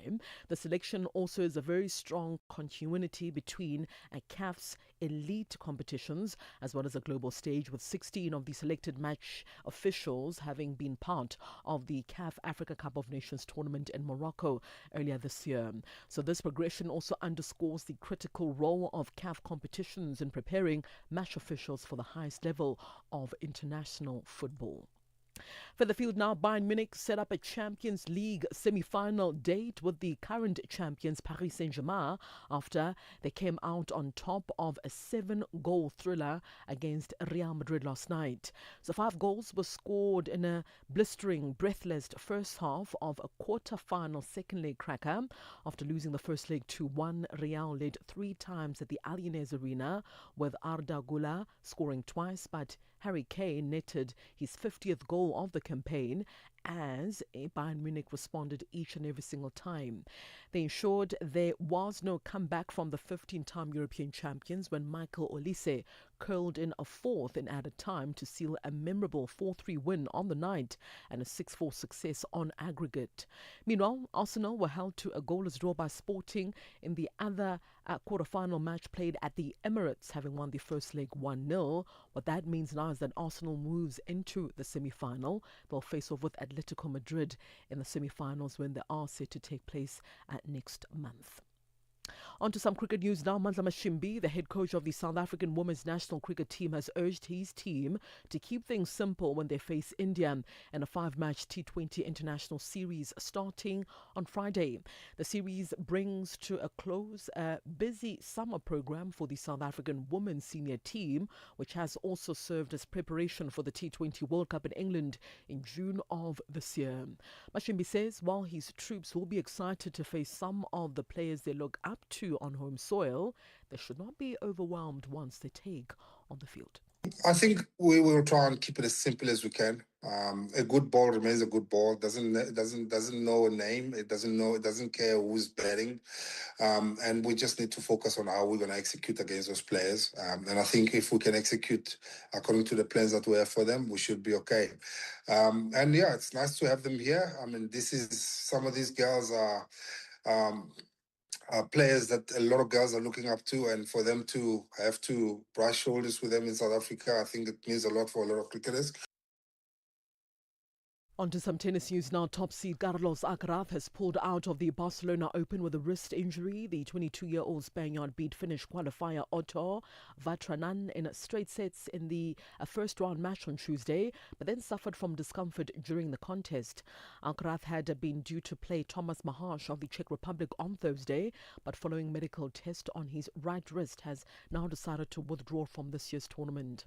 Alcaraz will be hoping to be fit in time, of course, to try and win the French Open for a a third consecutive time, with the 2026 tournament starting officially on the 18th of May. He had returned to action in Barcelona just 48 hours after he was beaten in the final of the Monte Carlo Masters by Yannick Sinner. That victory meant that the Italian returned to the top of the rankings for the first time since November of last year. Alcaraz, who won the Barcelona Open back in 2022 and in 2023, was a beaten finalist just last year, would have regained the top spot from Yannick Sinner had he won this year's edition. And finally, in the swimming pool, South Africa's rising swimming star Amy Canny is not making waves only in the pool. She's also enhancing her value on the global stage, qualifying for the Commonwealth Games while balancing elite sport and academics in the USA. A reminder of just how modern athletes are building both performance as well as personal brands. She's been reflecting on the adjustments behind her success heading to business school. I got 200 IM tomorrow, and then another double. I got 2 up breast, 100 free on Thursday, and then I'm going back to school on Friday, so very short meet for me. So trying to get that done as quick as possible. All right, so that concludes your sports news this hour. For any sports stories you'd like to share with us, do send us an email to newsroom@channelafrica.co.za. Alternatively, call us. The newsroom line is +27 11714 4459. I'm back with the final sports update for the morning in the next hour. Headlines also just after 8 a.m. Central African time. For Channel Africa Sport, I am Musibudi Makura. Sports on Channel Africa. The African perspective. Going back in time, 2002, today, the 16th of April, we saw the Eritrea-Ethiopia Boundary Commission ruling. Yeah, now following the brutal border war, 1998 to 2000, the Eritrea-Ethiopia Boundary Commission in The Hague delivered its final and binding decision on the delimitation of the border. Now, the ruling famously awarded the strategic town of Badme to Eritrea, a decision that Ethiopia initially rejected, leading to nearly 2 decades of no war, no peace tension before the 2018 rapprochement. That's 2008, 16th of April, the all-important Eritrea-Ethiopian Boundary Commission ruling being handed down at The Hague. Stay with us. Coming up shortly, we will bring you the business news. Get ready. All week, Africa thinks. But on weekends, Africa turns up the rhythm. The moves, the energy, the culture that never stands still. Now, imagine the weekend with more pulse. More soul. More of the sound that brings us together. Don't adjust your volume. Adjust your expectations. Because we're about to change the way Africa feels. On the weekends. Coming soon on Channel Africa. Tune in on the Channel Africa app or log on to our website, channelafrica.co.za. Time now for an African perspective on what's been happening in the worlds of business and commerce. And at the Business News Desk is Buntle Headbush. Business News on Channel Africa. The African perspective. Thanks, Peter, and a very good morning to our listeners. Our top business story this hour, commodities trader Trafigura says it signed a $1 billion prepayment contract with the Republic of Gabon. Under this agreement, Trafigura will receive crude oil deliveries over a period of 7 years. Trafigura said that under the agreement, it will provide upfront funding to the African nation in exchange for future crude deliveries. It will also act as the exclusive off-taker of Gabon's Profit Oil during the term of the deal. Profit Oil is the government's portion of oil production after companies recover their costs.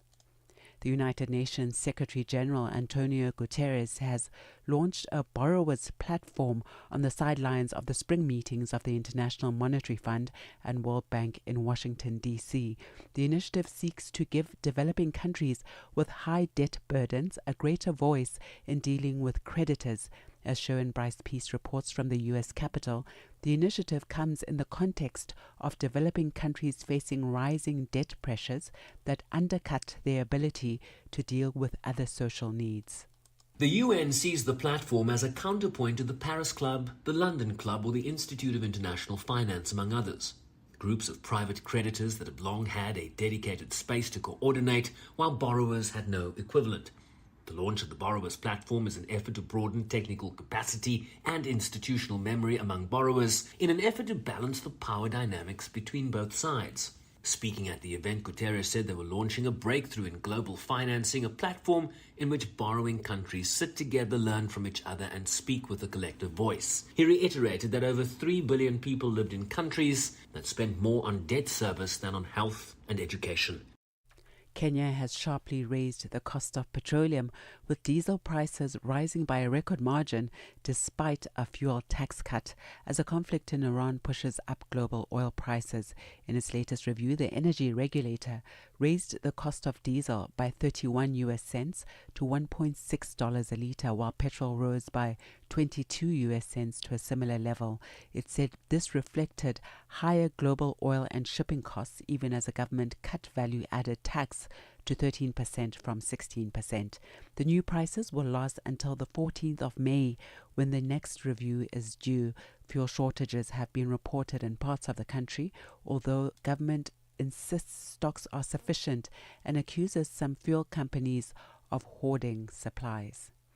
The Premier of South Africa's Northern Cape Province, Zamani Saul, says the province has secured $6.4 billion in investment commitments as the close of the Investment and Jobs Conference in Kimberley.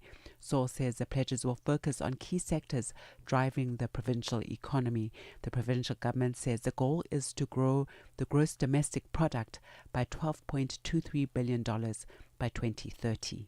Investment pledges that have been made here, it's 105,330 million rand. All the investments are in these three areas that we mentioned when we start, that this is the strength of the Northern Cape. It's mining, it's renewable energy, and agriculture. That's our strength. So we don't want to compete with other provinces on other things that we don't know. Further afield, the BBC has announced swinging job cuts. The corporation's interim director general, Rodri Talfan Davies, says about 2,000 staff will go over the next 3 years to make savings of almost $700 million. The BBC is mainly funded by a license fee paid by the British public, but although 94% consume BBC content each month, the number who pay is declining. Davies says if the corporation's funding model mirrors consumption, then the problem will go away. And now taking a look at the indicators, $1 in Nigeria is trading at 1,347 naira this morning. In Botswana, it's at 13 pula 27. Kenya, the dollar is trading at 128 shilling 50, and in Zambia, it's 19 kwacha 15. Moving to the BRICS countries, the dollar is trading at 4 real 98 in Brazil, Russia 75 rubles 34, India 93 rupees 30, in China it's 6 yuan 81, and South Africa $1 is trading at 16 rand 35 cents this morning. $1 is trading at 73 pence to the British pound and 84 to the euro. Looking at commodities, gold is trading at $4,824 per ounce, platinum at $2,149 per ounce, while the price of Brent crude oil this morning is at $94.86 a barrel. And that's the business news. For any business news stories you'd like to share with us, please do send us an email to newsroom@channelafrica.co.za or give us a call on +2711 714 4459. For Channel Africa Business, I am Buntle Headbush. Business News on Channel Africa. The African Perspective. Download the SABC app and take Channel Africa with you everywhere you go. Désormais, Vue d'Afrique, c'est du lundi au vendredi à 11h, temps universel. Vue d'Afrique, votre rendez-vous quotidien avec l'actualité du continent sur Channel Africa. Wake up to the essence of the continent. Rise and shine on Channel Africa.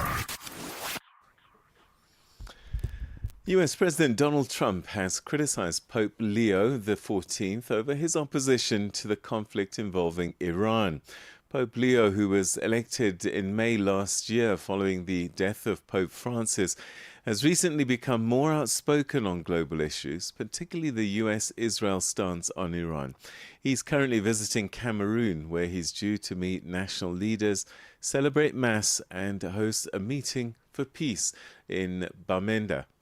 Botlale Pile has this report.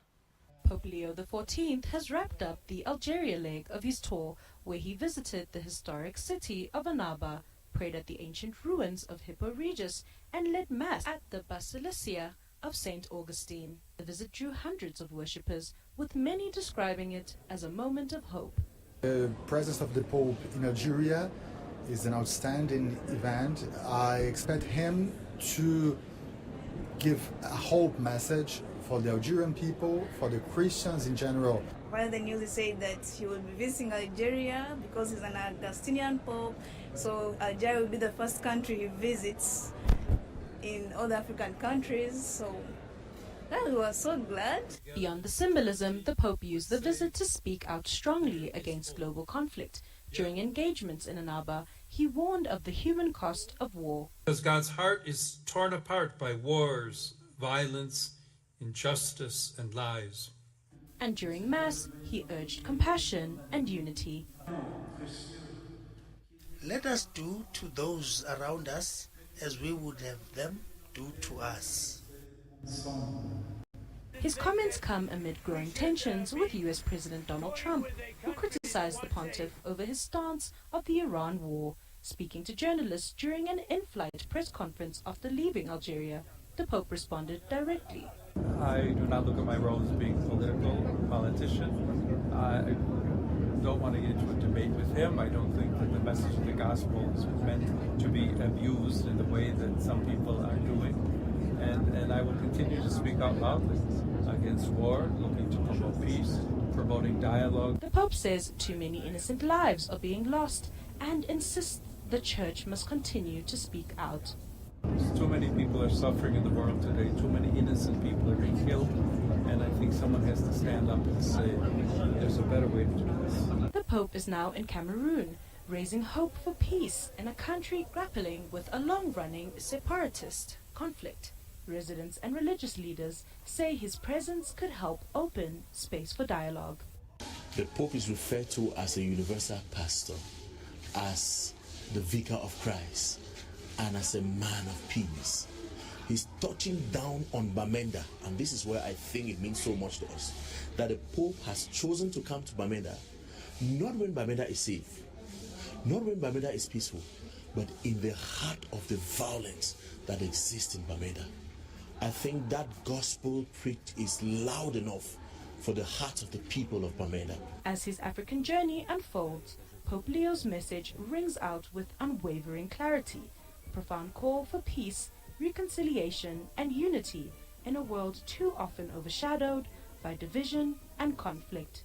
I'm Botlale Pile, SABC News. The World Health Organization in Africa have highlighted that the Middle East conflict will undoubtedly affect health systems on the continent. They say, however, that they haven't yet conducted the analysis to determine the scale of the impact on health systems. The health body is anticipating challenges as long as the continent relies on imported products. Sisi Sakhalo has more on the story.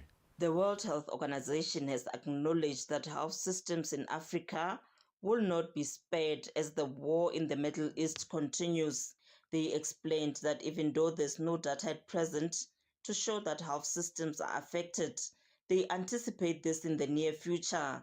Director for Health Systems and Services at WHO Africa, Dr. Adelaide Onyango elaborates. As I said, we have not measured them because as long as we rely on imported products, there is going to be an interference with the supply chains of those products. So that is one area to look at.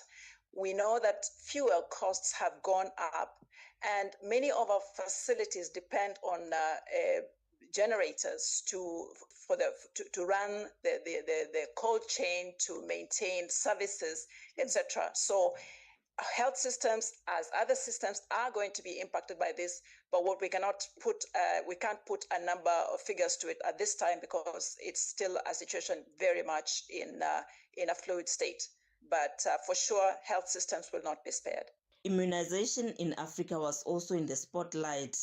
WHO Africa reported that significant progress has been made where millions of lives have been saved.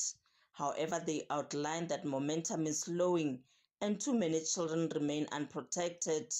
Furthermore, since 2000, nearly 20 million measles-related deaths have been prevented, and more than 500 million African children have been protected through routine. Regional Director for Africa is Mohamed Yanabi. In 2024 alone, 1.9 million lives were saved, and malaria vaccines are now being introduced in 25 of our member state countries, a major scientific and public health breakthrough. But the report also issues a very clear warning. Progress is uneven, and in some places, really slowing. The COVID-19 pandemic increased the number of zero-dose children. That is, those children who have never received a single vaccine. Today, as I speak, 10 countries account for 80% of the zero-dose children in this region. This is a profound equity issue. A child's chance of survival must never depend on geography, conflict, or even climate shock. Immunization Agenda 2030 is very, very clear. Strengthen routine immunization as part of primary healthcare, PHC. Reach the hardest to reach communities. Sustain domestic financing and the political commitment. And scale innovation from data systems to local manufacturing. Yanabi also spoke about health emergencies. He said in terms of cholera, progress has been made as cholera outbreaks have declined from 23 to 14 countries. Flooding, displacement of citizens and sanitation, however, continue to drive the risk of cholera. Yanabi elaborates. Active diphtheria outbreaks have also reduced from 8 to 4 countries, that is 50%. The resurgence was a direct consequence of gaps in routine immunization. Today, as I speak in Burundi, health authorities supported by WHO are investigating a yet undiagnosed illness. It has so far caused 5 deaths and 35 cases have been reported in a community in the north of Burundi. Initial tests have ruled out diseases including Ebola and Marburg. We have facilitated the shipments of samples to neighboring Democratic Republic of Congo, DRC, for additional tests. We are supporting disease surveillance, laboratory testing, clinical care, and rapid response efforts to identify the cause and halt potential spread, that is, health security. This is all the information we have at this time. Emergencies are changing, but the fundamentals remain the same: detection, trust, speed, and coordination. WHO Africa also raised a concern on the rate of stillbirths in the continent, an issue which they say is a silent and devastating crisis that remains largely invisible despite being widely preventable. For Channel Africa, I'm Sisi Sekhalo in Johannesburg, South Africa. South Africa's President Cyril Ramaphosa has called for the urgent reform of local government, describing it as the main engine needed to drive the country's economy. He was delivering a keynote address at the National Local Economic Development Summit in Johannesburg, where government and stakeholders met to find solutions to boost small business growth and improve the ease of doing business in the country. Channel Africa's Lebahang Mabange has more for us. The two-day summit being held in Johannesburg brings together government, business and development partners to reimagine local economies under the theme of re-engineering growth and collaboration. Delivering the keynote address, President Cyril Ramaphosa highlighted the structural challenges facing South Africa's economy, pointing to local government as a critical factor. The overall theme of your conference is re-engineering entrepreneurship at the local level. Now, because we need to be honest with ourselves about what is holding our economy back. We have dealt with the big ticket issues, such as electricity, that was frankly holding our economy back. We've dealt with the big issues of our logistics sector. And what is holding our economy back even now and impacting on the livelihoods of our people is our water sector. But the bigger elephant in the room is the main engine that should be driving the economy of our country, which is local government. Ramaphosa also reflected on the lasting impact of apartheid-era spatial planning, which he says continues to shape and limit economic opportunities at a local level. Our local economies are not failing by accident. They are producing exactly the results they were designed to produce. When you look at the spatial architecture of our country, you see precisely how the apartheid system designed the mess that we have today. Many of the businesses that one sees in every street in our country were families, where families are trying to eke a living out of what they do. Could have been much bigger businesses had they not been restricted by the apartheid laws. Minister of Small Business Development Stella Ndabeni-Abrahams emphasized the urgency of addressing inequality and economic exclusion. Unemployment and inequality remain unacceptably high. Economic exclusion remains our foremost binding growth constraint, and therefore the question before us is this one. How do we move from the constitutional right to trade to the lived reality of economic participation for all? Because rights by themselves cannot just exist as rights. There are responsibilities and therefore practices that must be put in place for those rights to be enjoyed fully. Meanwhile, President of the South African Local Government Association, Bheki Stofile, warned that municipalities cannot deliver on their mandates without adequate resources. Municipalities cannot drive development with diminishing capacity and structural mismatch between responsibilities and resources. The fiscal framework must align with the realities of developmental local government. Stronger financial support, better revenue tools, and honest dialogue at the national and provincial level as to how best to improve. As we look to the future, this summit must yield commitments. The summit is expected to produce practical commitments aimed at strengthening local economies and unlocking opportunities for small businesses across the country. Reporting for Channel Africa, I am Lebogang Mabange in Johannesburg, South Africa. Yeah, it's the 16th of April. In a couple of days' time, the independence of Zimbabwe is going to be in spotlight on the 18th of April. So tomorrow we'll be taking a look at that. And this is ahead, of course, of this constitutional question of whether the term of President Mnangagwa can be extended or not. We'll be unpacking that and other issues as Zimbabwe marks its Independence Day over the weekend. The sound of Africa, starting strong. Rise and shine with Peter Ndoro and Sepiso Makwetla on the Channel Africa app and SABC Plus. It's 8 o'clock Central African time. You are watching Rise and Shine, listening to Rise and Shine, and watching it, of course, with Peter Ndoro and Sepiso Makwetla. Sepiso is away today.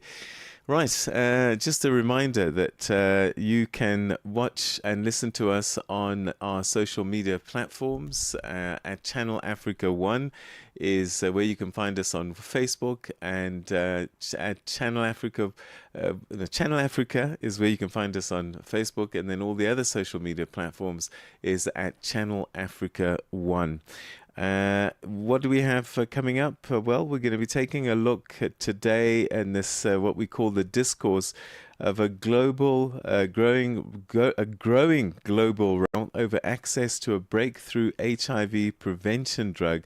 Médecins Sans Frontières says that efforts to secure lenacapavir for use in its programs has been blocked, and we'll be unpacking what all of that will mean. You are listening to Rise and Shine on Channel Africa. SABC News. The African Perspective. Thank you, Peter. Good morning. I'm Cholali Tulo Webe. South Africa's Economic Freedom Fighters Party leader Julius Malema will know his fate today when the Magistrates Court in Kukombo City in the Eastern Cape Province delivers sentence in his firearm case. Yesterday, during arguments for mitigation and aggravation for sentence, the state said it wanted a prison sentence, while the defence preferred a non-custodial sentence.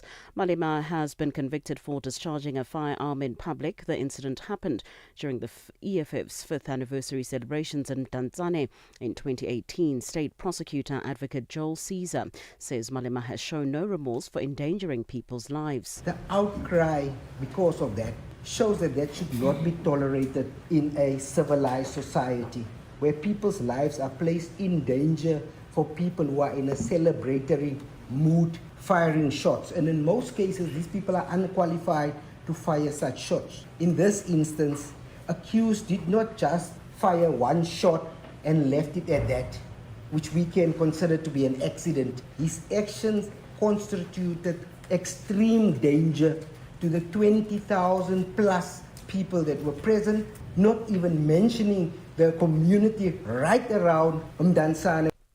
Legal expert in South Africa Mpumelelo Zigalala explains the process if a custodial sentence is handed to Malema. Ordinarily, once a person has been found guilty, they would move from the accused box into the jail cells. However, if there's an appeal that has been noted, either within that particular court or within a higher court, in this case, the provincial division, then things change a bit. You then come back and say, here's my appeal that has been noted. I filed all the papers that need to be there. Can you be able to listen to a bail application so that I can be able to go home pending that particular appeal process? You still have the state that will still need to answer. I still have to go and prepare based on the sentence as I'm appealing the sentence to, and then we can come back and deal with the matter. Moving on to other news, Pope Leo has urged Cameroon's government to root out corruption. He addressed national leaders after crowds welcomed him to the capital Yaoundé. The BBC's Thomas Barker has the story. In the presence of Cameroon's longtime leader Paul Biya, Leo called on officials to examine their conscience, tackle corruption and respect human rights. He said public authorities should serve as bridges, not as sources of division. Civil society groups in Cameroon have condemned the government's brutal repression of protests following Mr. Biya's disputed re-election last October for an unprecedented 8th term. Responding to the Pope's words, President Biya said the world needed the message of peace. More than $1.5 billion in aid for Sudan has been pledged at an international donors conference in Berlin. It comes as the brutal civil war between the Sudanese army and the paramilitary rapid support forces enters its 4th year. Millions of people have been displaced by the conflict and most are in need of food, water and shelter and medicine. In a video message to the conference, the UN chief Antonio Guterres called for an end to the nightmare of what he called the world's largest humanitarian crisis. Funding alone cannot substitute for peace. An immediate cessation of hostilities is essential. External interference and the flow of arms that fuel this war must finally end, and a credible path must open towards an inclusive, civilian-led political process that reflects the aspirations of the Sudanese people. A delegation from Pakistan led by the Army Chief Asim Munir has arrived in Tehran as part of Islamabad's ongoing mediation efforts between Iran and the United States. It comes amid reports of indirect discussions on a second round of negotiations and extending the current ceasefire. President Donald Trump has said the U.S. isn't finished in Iran, but added that he saw the war very close to being over. The BBC's Anthony Zerka has the details. It kind of reminds me of Donald Trump in 2020 during the COVID crisis, talking about COVID is almost over. He's been saying the war is close to being over, the war is close to being won, coming to an end now for going on to 2 months. It does feel, however, because these negotiations are ongoing and the administration officials have told us that there is continued engagement and the prospects, according to Trump, of more face-to-face talks in the next couple of days, that there is cause, at least in the White House, for optimism that they're moving towards being able to wrap this up. For any news stories you would like to share with us, please do send an email to newsroom@channelafrica.co.za or call us on +27 11714 4459. For Channel Africa News, I'm Cholani Tulo Wepe. SABC News. The African Perspective. And coming up in your sports news this hour, Piwe Shabalala Lords CAF African Schools Football Championship in developing Africa's next generation of talent, while Carlos Alcaraz bows out of the Barcelona Open with an injury. Details of these and other stories coming up at 8:30. The sound of Africa, starting strong. Rise and shine with Peter Ndoro and Sepiso Makwetla on the Channel Africa app and SABC Plus. You're listening to the third and final hour of Rise and Shine. This is Channel Africa. Stay connected to Africa and the world with Channel Africa, the international voice of the South African Broadcasting Corporation. You can listen or watch at any time, anywhere at channelafrica.co.za, on the Channel Africa mobile app and SABC Plus, or via DSTV and OpenView audio bouquets. You can also catch us on social media at Channel Africa on Facebook, at Channel Africa 1 on all the other platforms. Channel Africa first with the African story globally. I'm Peter Ndoro. Coming up, we're going to be taking a look at Médecins Sans Frontières saying that efforts to secure lenacapavir for use in programs has been blocked despite the medicine being hailed as a game changer in the fight against HIV. And the Uganda Law Society has opposed proposals to extend political terms from 5 to 7 years, warning the move could undermine democratic principles and trigger legal issues. That's all coming up right here on Rise and Shine. 6 decades strong, Channel Africa continues to inspire Africa and the world, proudly sharing the African perspective. Your life, your rhythm, your Africa. Channel Africa. Find it for free on Google Play and the Apple App Store. Es-tu préoccupé par quelque chose? Es-tu passionné par les questions qui comptent? As-tu une voix qui mérite d'être entendue? Eh bien, nous avons la plateforme parfaite pour toi. Téléphone-nous ou fais-nous un WhatsApp au +27 66 408 87 42 et nous te rappellerons. Sois dans la conversation. Salut Channel Africa, ici Beno le diamant rouge et Bina l'Esport depuis le Cameroun, le pays des lions. Voilà. Sois dans la conversation. Il ne s'agit pas seulement de parler, mais c'est ta chance d'exprimer ton point de vue, de partager tes opinions et de t'engager avec une communauté qui valorise ton avis. Suivez-nous sur les réseaux sociaux, visitez notre site www.channelafrica.co.za et préparez-vous à partager vos points de vue sur Channel Africa, la perspective africaine. Wake up to the essence of the continent. Rise and shine on Channel Africa. Today on the discourse, a growing global row over access to a breakthrough HIV prevention drug. Médecins Sans Frontières says that efforts to secure lenacapavir for use in its programs have been blocked, despite the medicine being hailed as a game changer in the fight against HIV. The organization argues that limited supply and restrictive licensing are keeping life-saving treatment out of the reach of some of the world's most vulnerable communities. At the same time, South Africa is preparing for a phased rollout of the injectable, which can provide protection against HIV for up to 6 months at a time, raising fresh questions about equity, pricing, and global access to medical innovation. So, who gets access first and who is left behind? Well, joining us for this discussion are Dr. Tom Ellman, Director for Médecins Sans Frontières, Doctors Without Borders Southern Africa Medical Unit, and Fatima Hassan, who's founder and director of the Health Justice Initiative in South Africa. To both of you, thank you very, very much indeed for joining us, and a very warm welcome. Morning. Thanks for having me. Morning. Great to be on the show. So let me start with you, Dr. Ellman. How would you describe MSF's engagement with Lenacapavir so far? I mean, what role do you see it playing in your work? Well, it is, as you said, a game changer. It's an absolutely essential part of our prevention options for people who are vulnerable to HIV in many countries, and we desperately need it. It's not overstating to say this has the potential to help us end AIDS, and Gilead is deliberately preventing us from having the access that the populations we support need, and that's in many countries. So we are working all over the world. We're a large humanitarian medical organization working with the most vulnerable people at risk of sexual violence in Congo, sex workers, men who have sex with men, transgender, drugs users across Latin America, Central America, Africa, and Asia. And we need this drug everywhere for people who are at risk. And Gilead is absolutely dragging its feet and preventing us from accessing the drug. Despite multiple requests to buy the drug from them, they have refused us, repeatedly stating, as we know very well, that they want to do it through the Global Fund, they want us to wait for generics.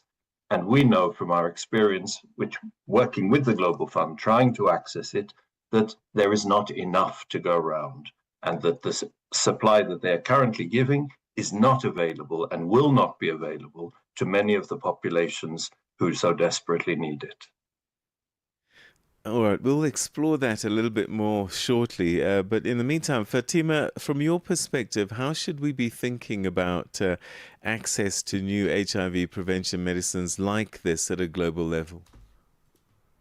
Thanks, Peter. So first, I just want to preface my remarks by saying that Gilead's refusal to sell lenacapavir to MSF is scandalous. And I think that's part of the bigger systemic issue of what I would call the geopolitics of exclusion. So unfortunately, we have a situation now with one of the most important HIV prevention tools that has been researched and developed also through the participation of the Global South, our researchers and our trial participants, where it's a geopolitics of exclusion, where Gilead makes all the decisions and has all the power. So the net result is, before we can even think of an equitable approach to rolling out a number of key HIV prevention tools, including lenacapavir, we have a problem of scarcity, which is self-created by Gilead. And I would really argue that the scarcity has been created with the collusion and support of the US government, and to an extent the Global Fund as well. And then we also have a problem of secrecy. And Peter, we've talked about this before, how I feel about secrecy on pricing around corporate pharmaceutical power. But that's a situation we've landed up in now. We've got scarcity, which is self-created. We've got a drip feed of supplies of lenacapavir coming into a handful of African countries, including South Africa. We've got price secrecy, and we've got the geopolitics of exclusion, where access is now being determined by the Trump administration to a large extent. And so trying to approach access from an equitable lens is becoming almost impossible because we're dealing with these three different factors simultaneously. Dr. Elman, it sounds as if this is not uncommon, this behavior by Gilead. And if it's true, why have they been allowed to get away with this? Is there nothing that can be done? Well, that's a very good question. The rules are stacked against equity in many ways. We've had many fights with Gilead over the years. In the 2000s, they tried to limit access to tenofovir. A bit later, they came up with a groundbreaking sofosbuvir, a drug for hepatitis C, where similarly, us and other activists had to fight tooth and nail to get access and again to reduce this drug from the scandalous prices that Gilead charges in order to maintain its profits down to a realistic price. And lenacapavir is a classic example of this, which is currently sold for almost $30,000 per year in high-income countries. So no wonder Gilead wants to protect as much as possible that market when we know well that this drug could cost less than $40. You know, this is somewhere we've been before with antiretrovirals, and to continue to have these same battles tells us how deeply the system is flawed. On top of that, that Gilead is able to present this drip feed, this illusion of scarcity, as something it is trying to combat rather than something it has deliberately created is, as Fatima said, scandalous. Fatima, we've heard and seen about miracle drugs before. Sometimes I think might be, overstating it. But what makes this one different, do you think? Is it really a massive game changer? So, the scientists and the researchers argue yes, and we obviously follow the evidence. The efficacy rate in trying to prevent HIV is considered to be 95% or even up to 98%. So it is a significant game changer. It's a twice-a-year injection, which also then makes it easier to administer to millions of people around the world. But if we put this in context, the ease in which you can use an injection in resource-poor countries, you've got 1.3 million new HIV infections in the world, according to UNAIDS, annually. That is what we're trying to address. So when we talk about scarcity, what we mean is this new announcement by Gilead and the Global Fund that they'll provide 3 million doses of injections for the whole world. That puts things in perspective. You're trying to address a massive problem of HIV infections. You're trying to prevent it, particularly the injection works really well in adolescent girls, in pregnant women, in men who have sex with men, in sex worker populations, particularly for vulnerable groups. So finally, you have a tool. Peter, this is what we've all been waiting for and working for the last sort of 3 decades to try and stem the tide of new HIV infections. And if you want to end AIDS and if you want to prevent new infections at the scale in which it's currently taking place in Africa, in Latin America, in Asia, then simply providing 3 million doses for the whole world is not sufficient. I mean, to put this in perspective, South Africa is considered to be at the epicenter of the HIV/AIDS epidemic. It's now 2026. We've been promised these doses for some time. Finally, 38,000 doses came. I mean, we need 2 million injections right now. So, we can't emphasize and stress why this is such an important injection, why it's such an important intervention, why it's such an important prevention tool. Because you could actually stem the tide on HIV infections. And, to go back to your earlier question, well, are we powerless? Why can't we take on Gilead's greed? Why can't we challenge them on their broken promises? We've been in this position before. And we can only do so much as civil society and humanitarian organizations. We can fight a bit for price transparency. We can fight a bit for accountability. We can monitor dosages like we did in the COVID pandemic. But ultimately, it's up to African governments, including the South African government, to take compulsory action against Gilead. And it's refusing to do so. It's accepting a status quo of 38,000 doses. It's accepting a status quo of where there's only a handful of generic licensees that will maybe in the next 2 years, maybe in the next 3 years, we're not sure what the timelines are, will be able to supply generics. Only now they've announced an expression of interest process for South African generic manufacturer. So I think the public relations exercise that Gilead is undertaking, which Tom alludes to, oh, we're providing 3 million doses, oh, we're doing this for the Global Fund, oh, we have generic licensees.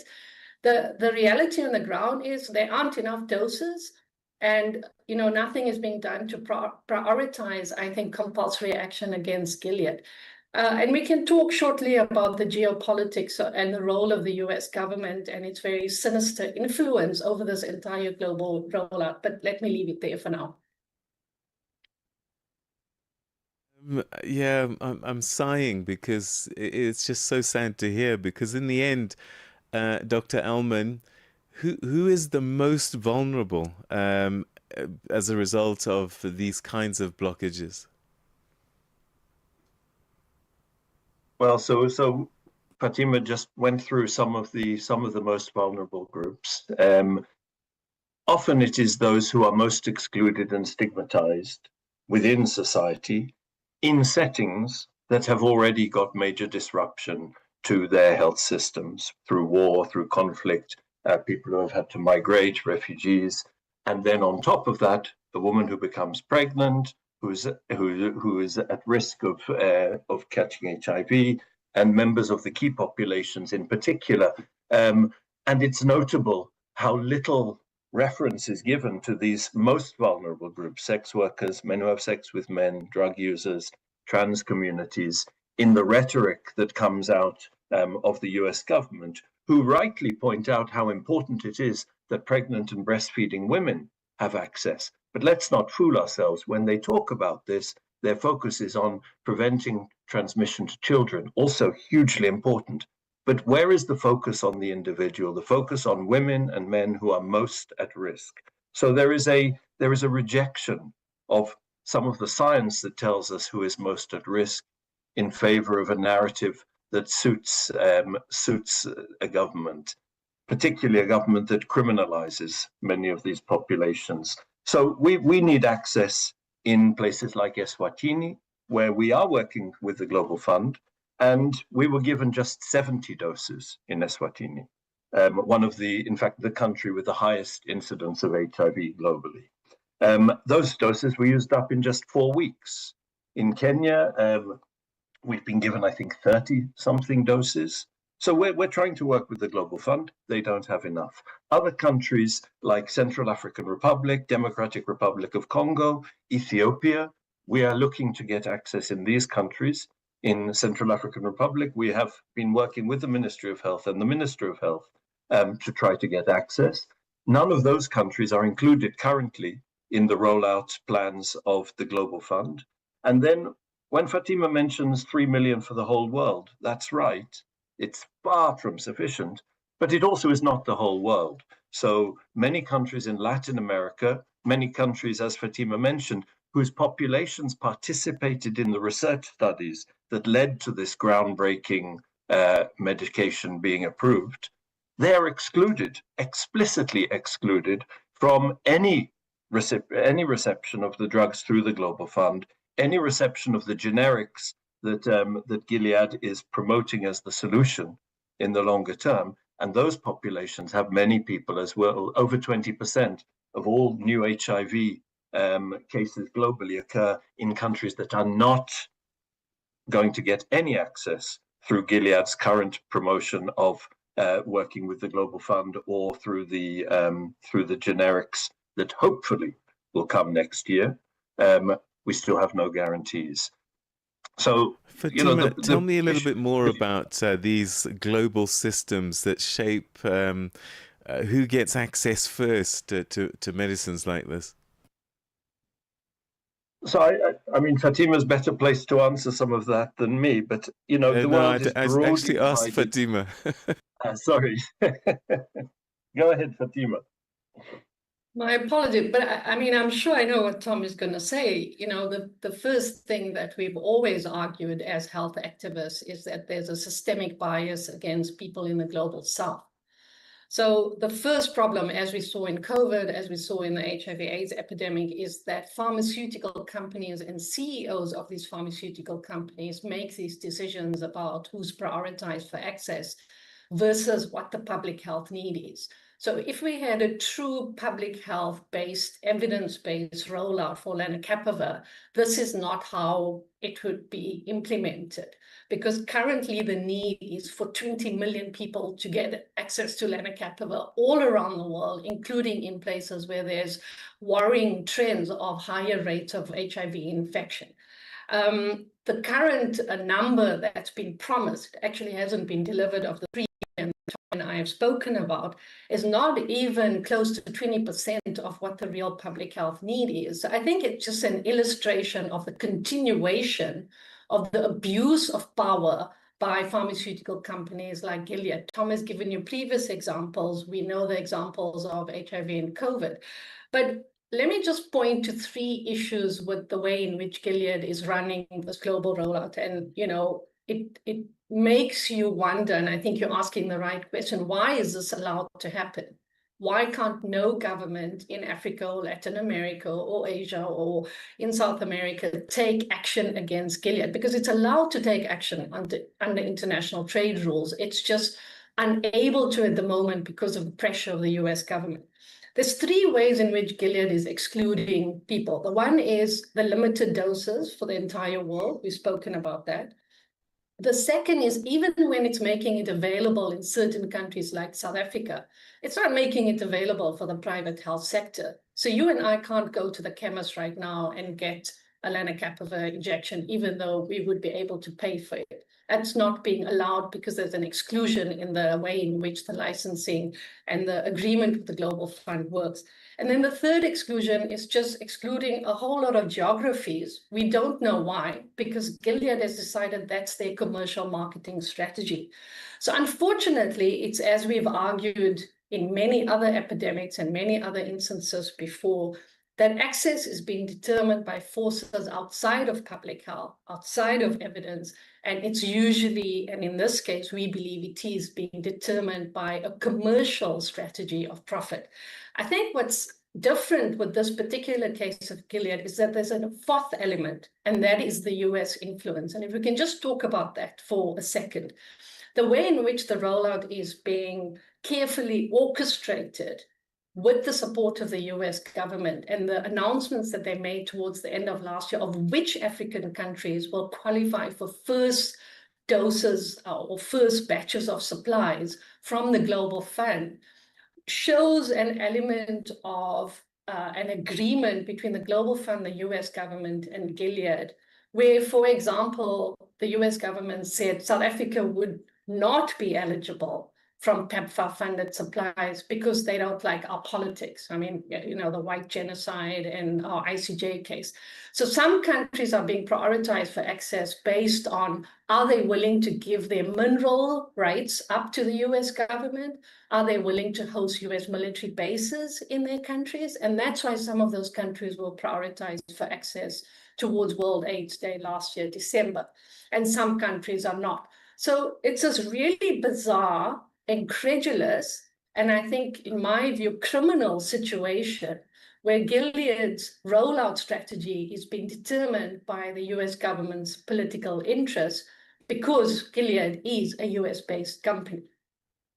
Right, and in 30 seconds each, final thoughts. What should we be thinking about? What can we do? Let me start with you, Dr. Alman. Yeah, I mean, our request is really simple. We just want Gilead to sell us their drug.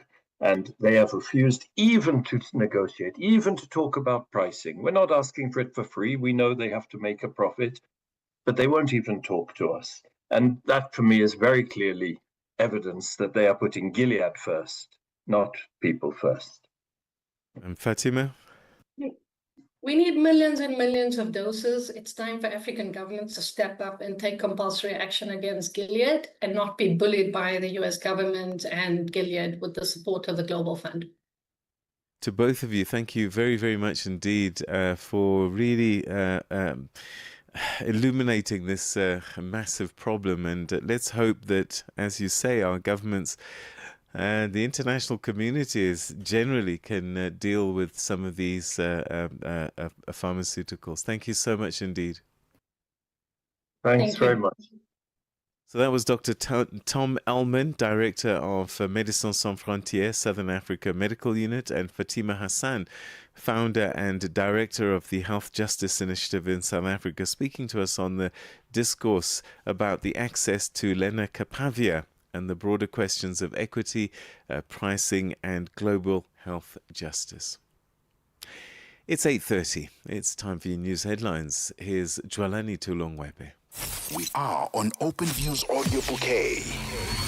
Channel 628. SABC News. Headlines.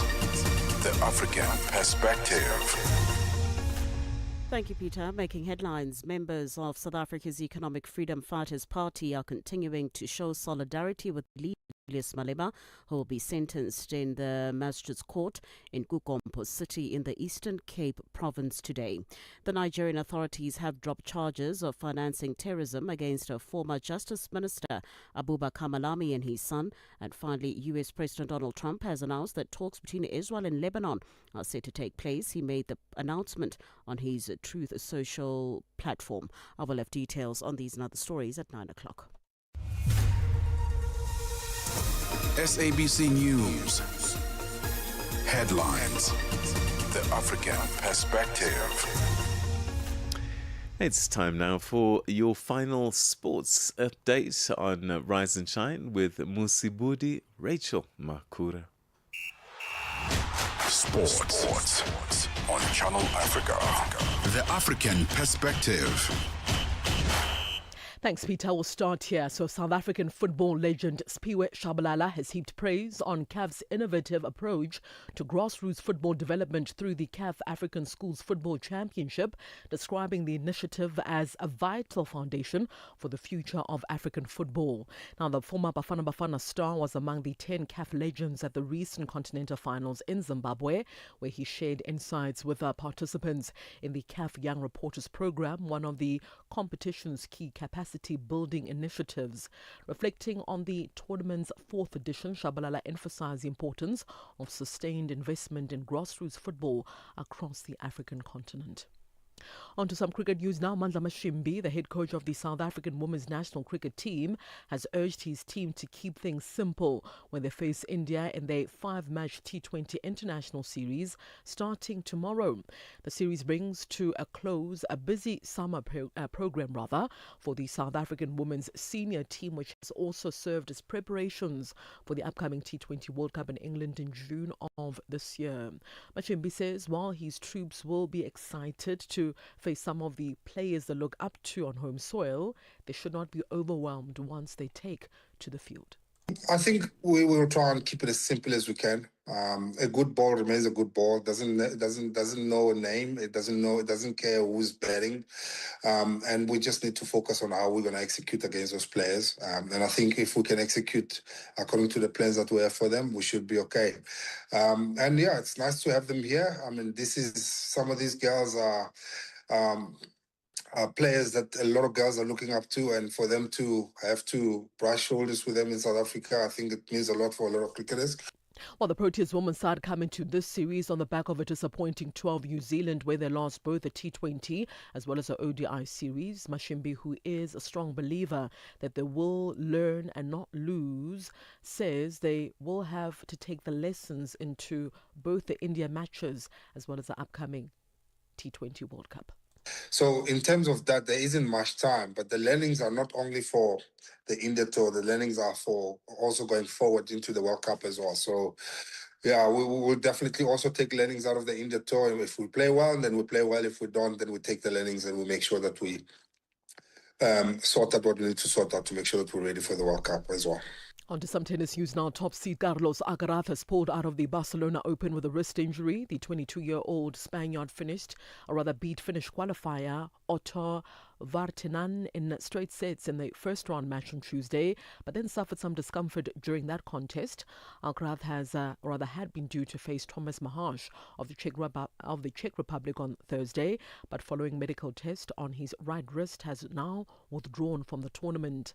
Alcaraz will be hoping to be fit in time to try and win the French Open for a third consecutive time, with the 2026 tournament starting officially on the 18th of May. He had returned, by the way, to action in Barcelona just 48 hours after he was beaten in the final at the Monte Carlo Masters by Yannick Sinner. So that victory, by the way, meant that the Italian returned to the top of the rankings for the very first time since November. Alcaraz, who won the Barcelona Open in 2022 and in 2023 and was a beaten finalist just last year, would have regained the top spot from Sinner had he won this year's edition. Well, I'll conclude with more tennis news. Jamie Murray, who became the first British doubles player to rise to the world #1 ranking, has announced his retirement from tennis. The 7-time Grand Slam champion, who had not played since last August's US Open, says he's excited to enter the real world. A left-hander, Murray won 2 of his 34 doubles titles with his younger brother Andy, and then they teamed up to devastating effect as Great Britain won the Davis Cup in 2015 for the very first time in 79 years. They played brilliantly together in the quarterfinal with France at the Queen's Club, then a 5-set, 4-hour semi-final match with Australia before seeing off the Belgian pair as Britain won the title in Ghent. And that's a wrap of your sports news this morning on Africa Rise and Shine. For any sports stories you'd like to share with us, do remember to always send us an email. That's to newsroom@channelafrica.co.za. Alternatively, call us. The line is +27 11714 4459. With Channel Africa Sport, I am Musibudi Rachel Makura. Sports on Channel Africa. The African perspective. So, today in history, 1962, a lot of things were happening in South Africa. During the height of the Grand Apartheid, the South African government officially established the Transkei Territorial Authority as a precursor to independence of the Transkei Bantustan. And this was a key administrative step in the implementation of the policy designed to strip black South Africans of their citizenship by assigning them to ethnic homelands. So, Transkei Territorial Authority, South Africa was established by the apartheid regime on this day in 1962. Then came, of course, Ciskei, Bophuthatswana. I mean, it was just the most ridiculous thing. And outrageously, what the South African government then did, there were things that you couldn't do in South Africa, for example, like gambling. And so what did they do? They set up these gambling sites in these homelands because in theory was no longer in South Africa. So people would drive out to Sun City, drive out to an area called the Carousel, because technically they weren't in South Africa, but these apartheid lawmakers were able to go and enjoy themselves in these Bantustans under the guise of it is not in South Africa, therefore we're not breaking the law. It was the most outrageous thing to see, honestly. Anyway, the business news is coming up shortly. Africa, voici Abedi. Oui, c'est moi. Abedi est un passionné de musique dans l'âme. Il a un goût pour toutes sortes de musique et passe ses journées à écouter Channel Africa. J'aime beaucoup la musique africaine. Ok. Devinez quoi? Channel Africa veut aider Abedi et les mélomanes du monde entier à découvrir encore plus de musique incroyable. C'est pourquoi Channel Africa appelle les artistes africains à soumettre leur musique. Chers artistes, n'oubliez pas de nous fournir toutes vos informations pertinentes à l'email adresse musique@channelafrica.co.za. Les soumissions sont votre chance d'être entendues, mais elles ne garantissent pas une playlist. Toutes les soumissions seront soigneusement examinées pour voir si elles répondent aux exigences de notre station. Channel Africa, la perspective africaine. Right, let's get the final business news updates for you right now with Buntle Headbush. Business news on Channel Africa. The African perspective. Thanks, Peter. Good morning. Our top story this hour. Vancouver-based Ivanhoe Mines has a captive audience for its sulfuric acid in the Democratic Republic of Congo. Ivanhoe CEO Mana Kluti says this is on the back of soaring prices for the chemical on limited supplies due to the Iran conflict. Ivanhoe started selling sulfuric acid this year as a byproduct of copper smelting at its Kamoa-Kakula project to other mine operators on the DRC copper belt. The mines need acid to dissolve copper from ore in a process known as leaching. Supplies from the key Middle East region have struggled to reach world markets, raising fears of global sulfuric acid squeeze. And the DRC alone has an acid market of about 2 million metric tons per year. Commodity traders Trafigura says it signed a $1 billion prepayment contract with the Republic of Gabon.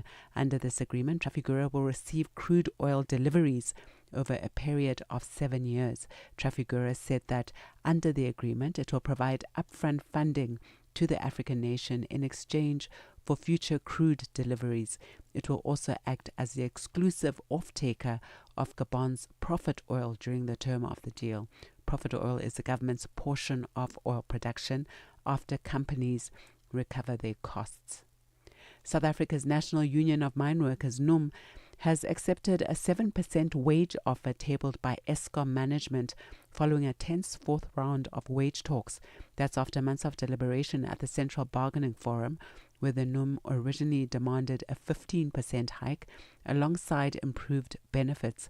The union gathered 130 national shop stewards representing about 15,000 Eskom workers for a mandate in Johannesburg.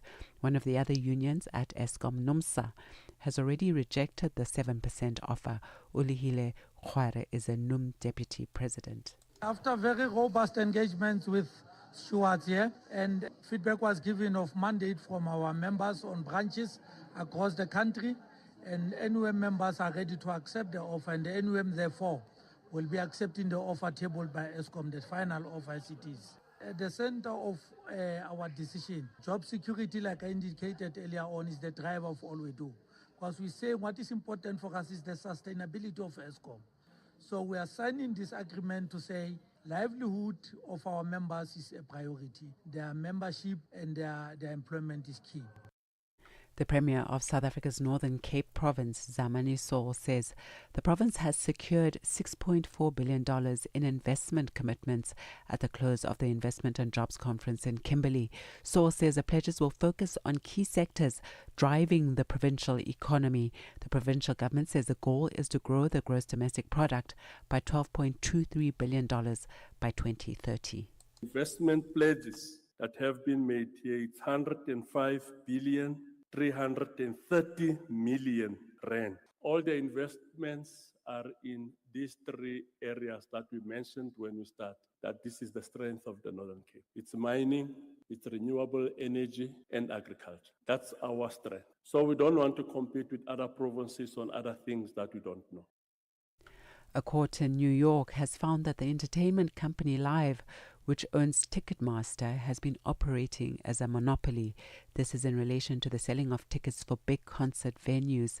The ruling could have far-reaching consequences for the whole music industry. The BBC's Nadia Tawfik has the details. Lawmakers said that the company basically exploited their power and dominance in the industry to stifle competition and to raise ticket prices, which impacted fans, independent venues, and even artists in a really negative way. So this ruling that Live Nation was an illegal monopoly now opens the door for a judge and those states to work out how to put more competition into the industry. And now in our final look at the indicators on Africa Rise and Shine, $1 in Nigeria is trading at 1,347 naira. In Botswana, 13 pula 27. Kenya, the dollar is trading at 128 shilling 50. And in Zambia, it's 19 kwacha 15. The BRICS countries, $1 in Brazil is trading at 4 real 98. Russia, 75 rubles 34. In India, it's 93 rupees 30. China, 6 yuan 81. And South Africa, $1 is trading at 16 rand 35 cents this morning. $1 is trading at 73 pence to the British pound and 84 to the euro. Looking at commodities, gold is trading at $4,824 per ounce, platinum $2,149 per ounce, while the price of Brent crude oil this morning is at $94.86 a barrel. And that's the business news. For any business news stories you'd like to share with us, please do send us an email to newsroom@channelafrica.co.za or give us a call on +2711 714 4459. For Channel Africa Business, I am Buntle Headbush. Business News on Channel Africa. The African Perspective. Call us on +27 63 406 9126. I can see my whole world changing. And contribute to the conversation. For 60 years, Channel Africa has connected the continent. Celebrate the journey. Celebrate the African perspective. Peter Ndoro on Rise and Shine, the African Perspective. Now, a fresh constitutional debate is brewing in Uganda, where proposals to extend political terms from 5 to 7 years are drawing up sharp criticism from the legal community. The Uganda Law Society has warned that such a move could weaken democratic accountability, strain constitutional safeguards, and potentially trigger both legal and political confrontation. The debate touches on broader concerns across the continent around term limits, governance, and constitutional reform.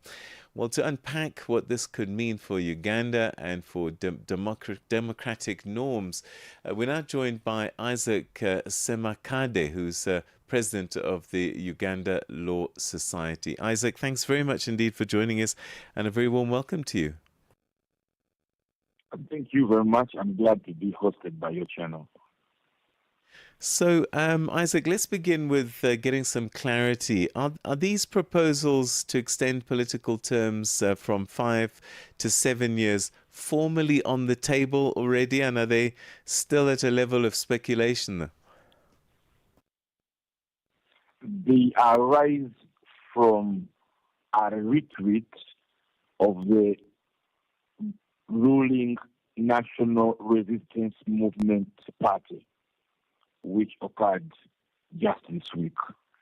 They have been mooted internally within the ruling party, which has our majority in our legislature. So, from a legal and constitutional standpoint, why is the Uganda Law Society so strongly opposed to this proposed extension? Our objection arises from two concerns.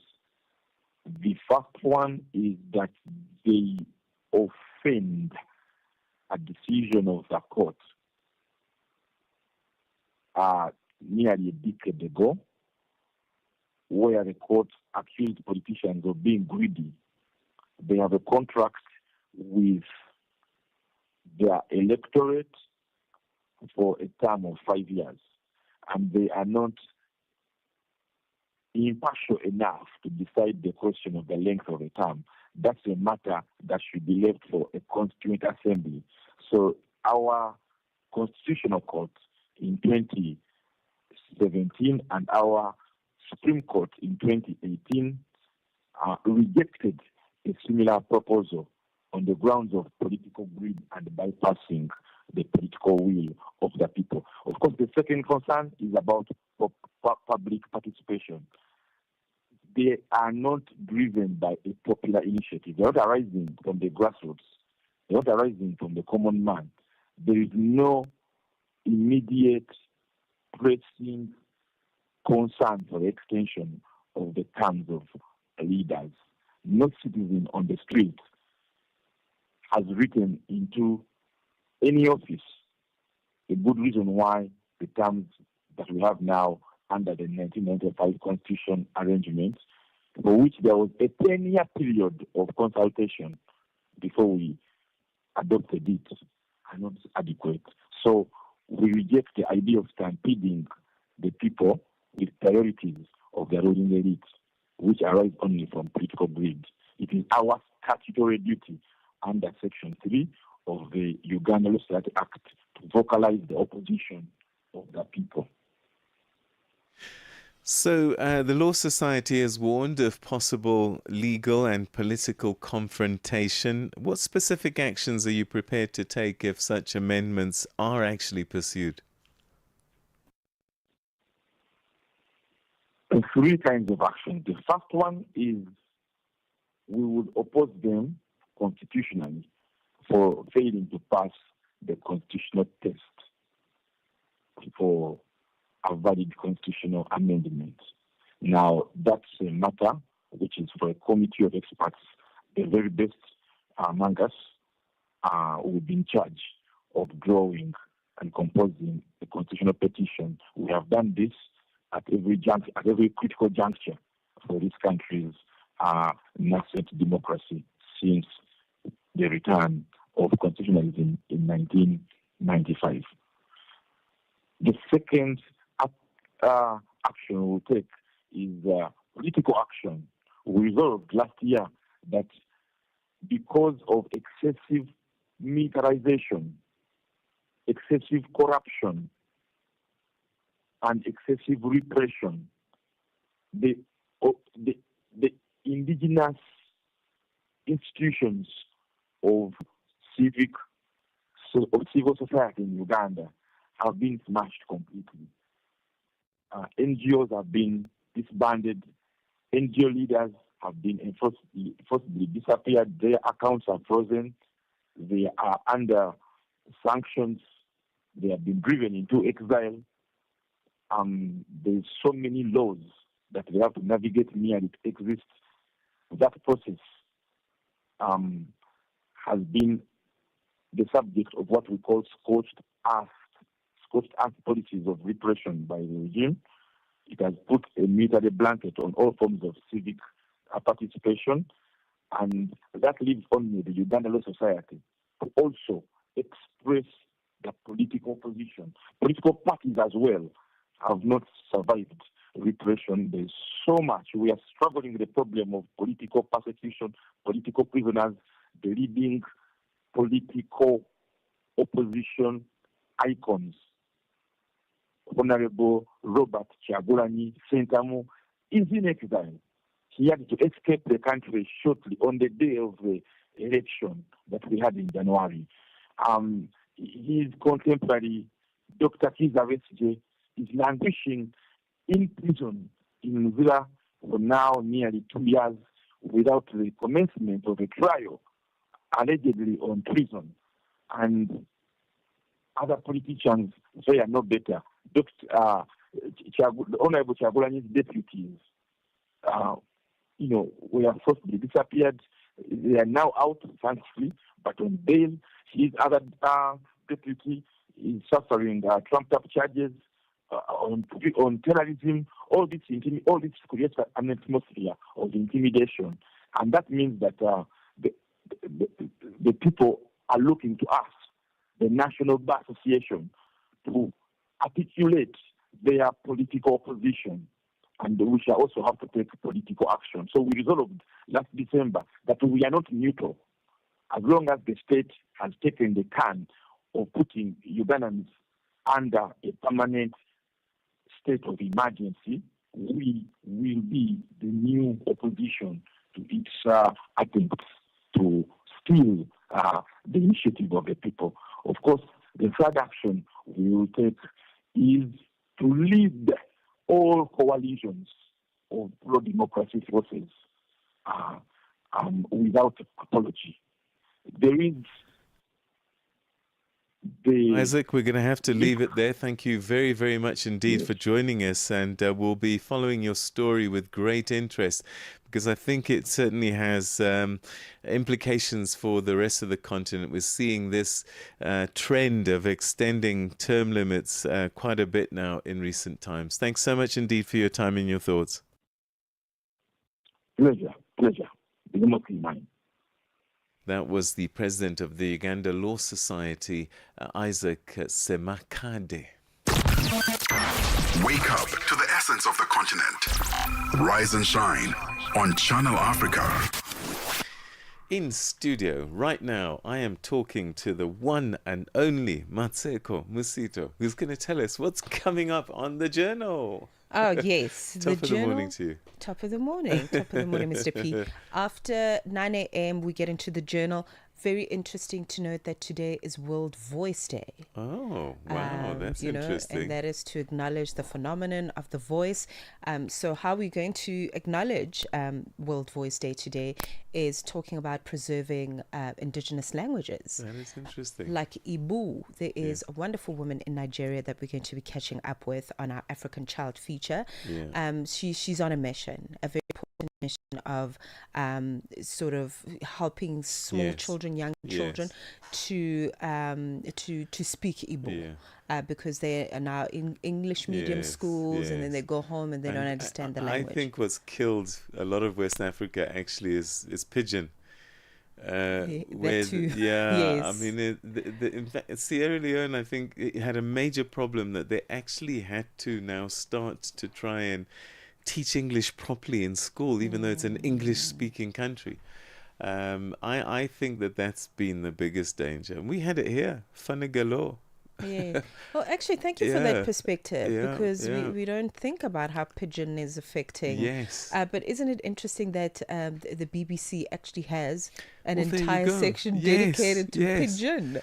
So, because, my big thing for you as well, maybe to debate as well, is whilst we might want to be precious and hold on to our languages, the reality actually is that language has evolved over time. It is a natural course of migration, integration, movement of a people. And I'll give you an example. There's a border between Zimbabwe and South Africa, the Limpopo River.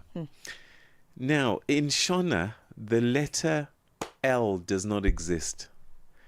In isiZulu, the letter R does not exist.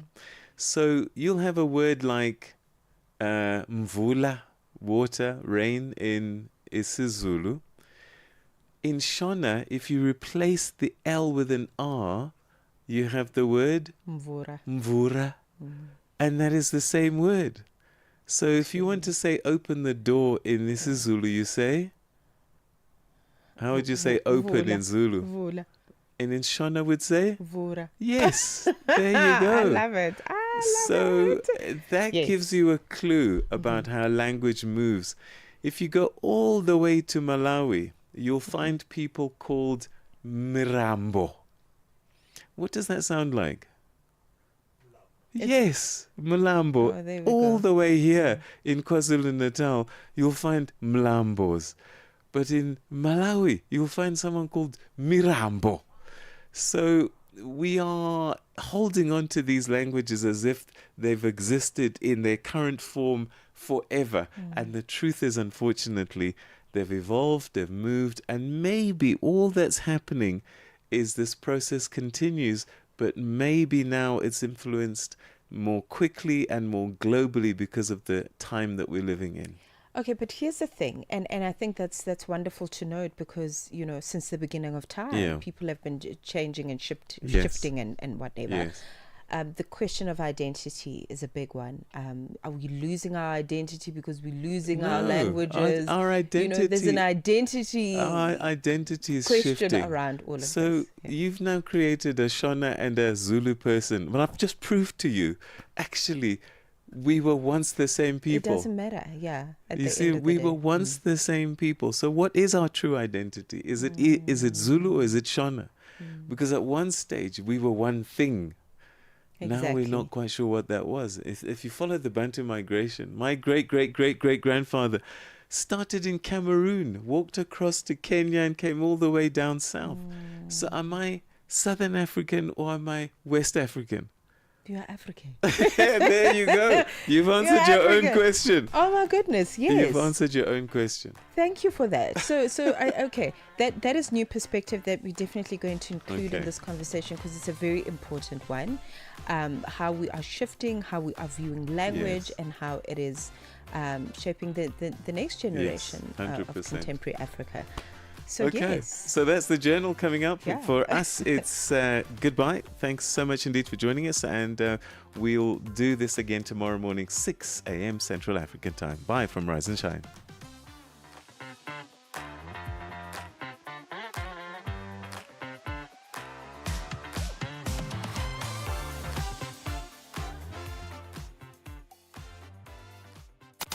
A new hour, a deeper look. The Journal with Mateko Musito on the Channel Africa app and the SABC Plus app. Well, this is us kickstarting another edition of The Journal. Right now, though, 9 a.m. Let's check in with the latest in news. SABC News. The African Perspective. Is tight security in Kukombo City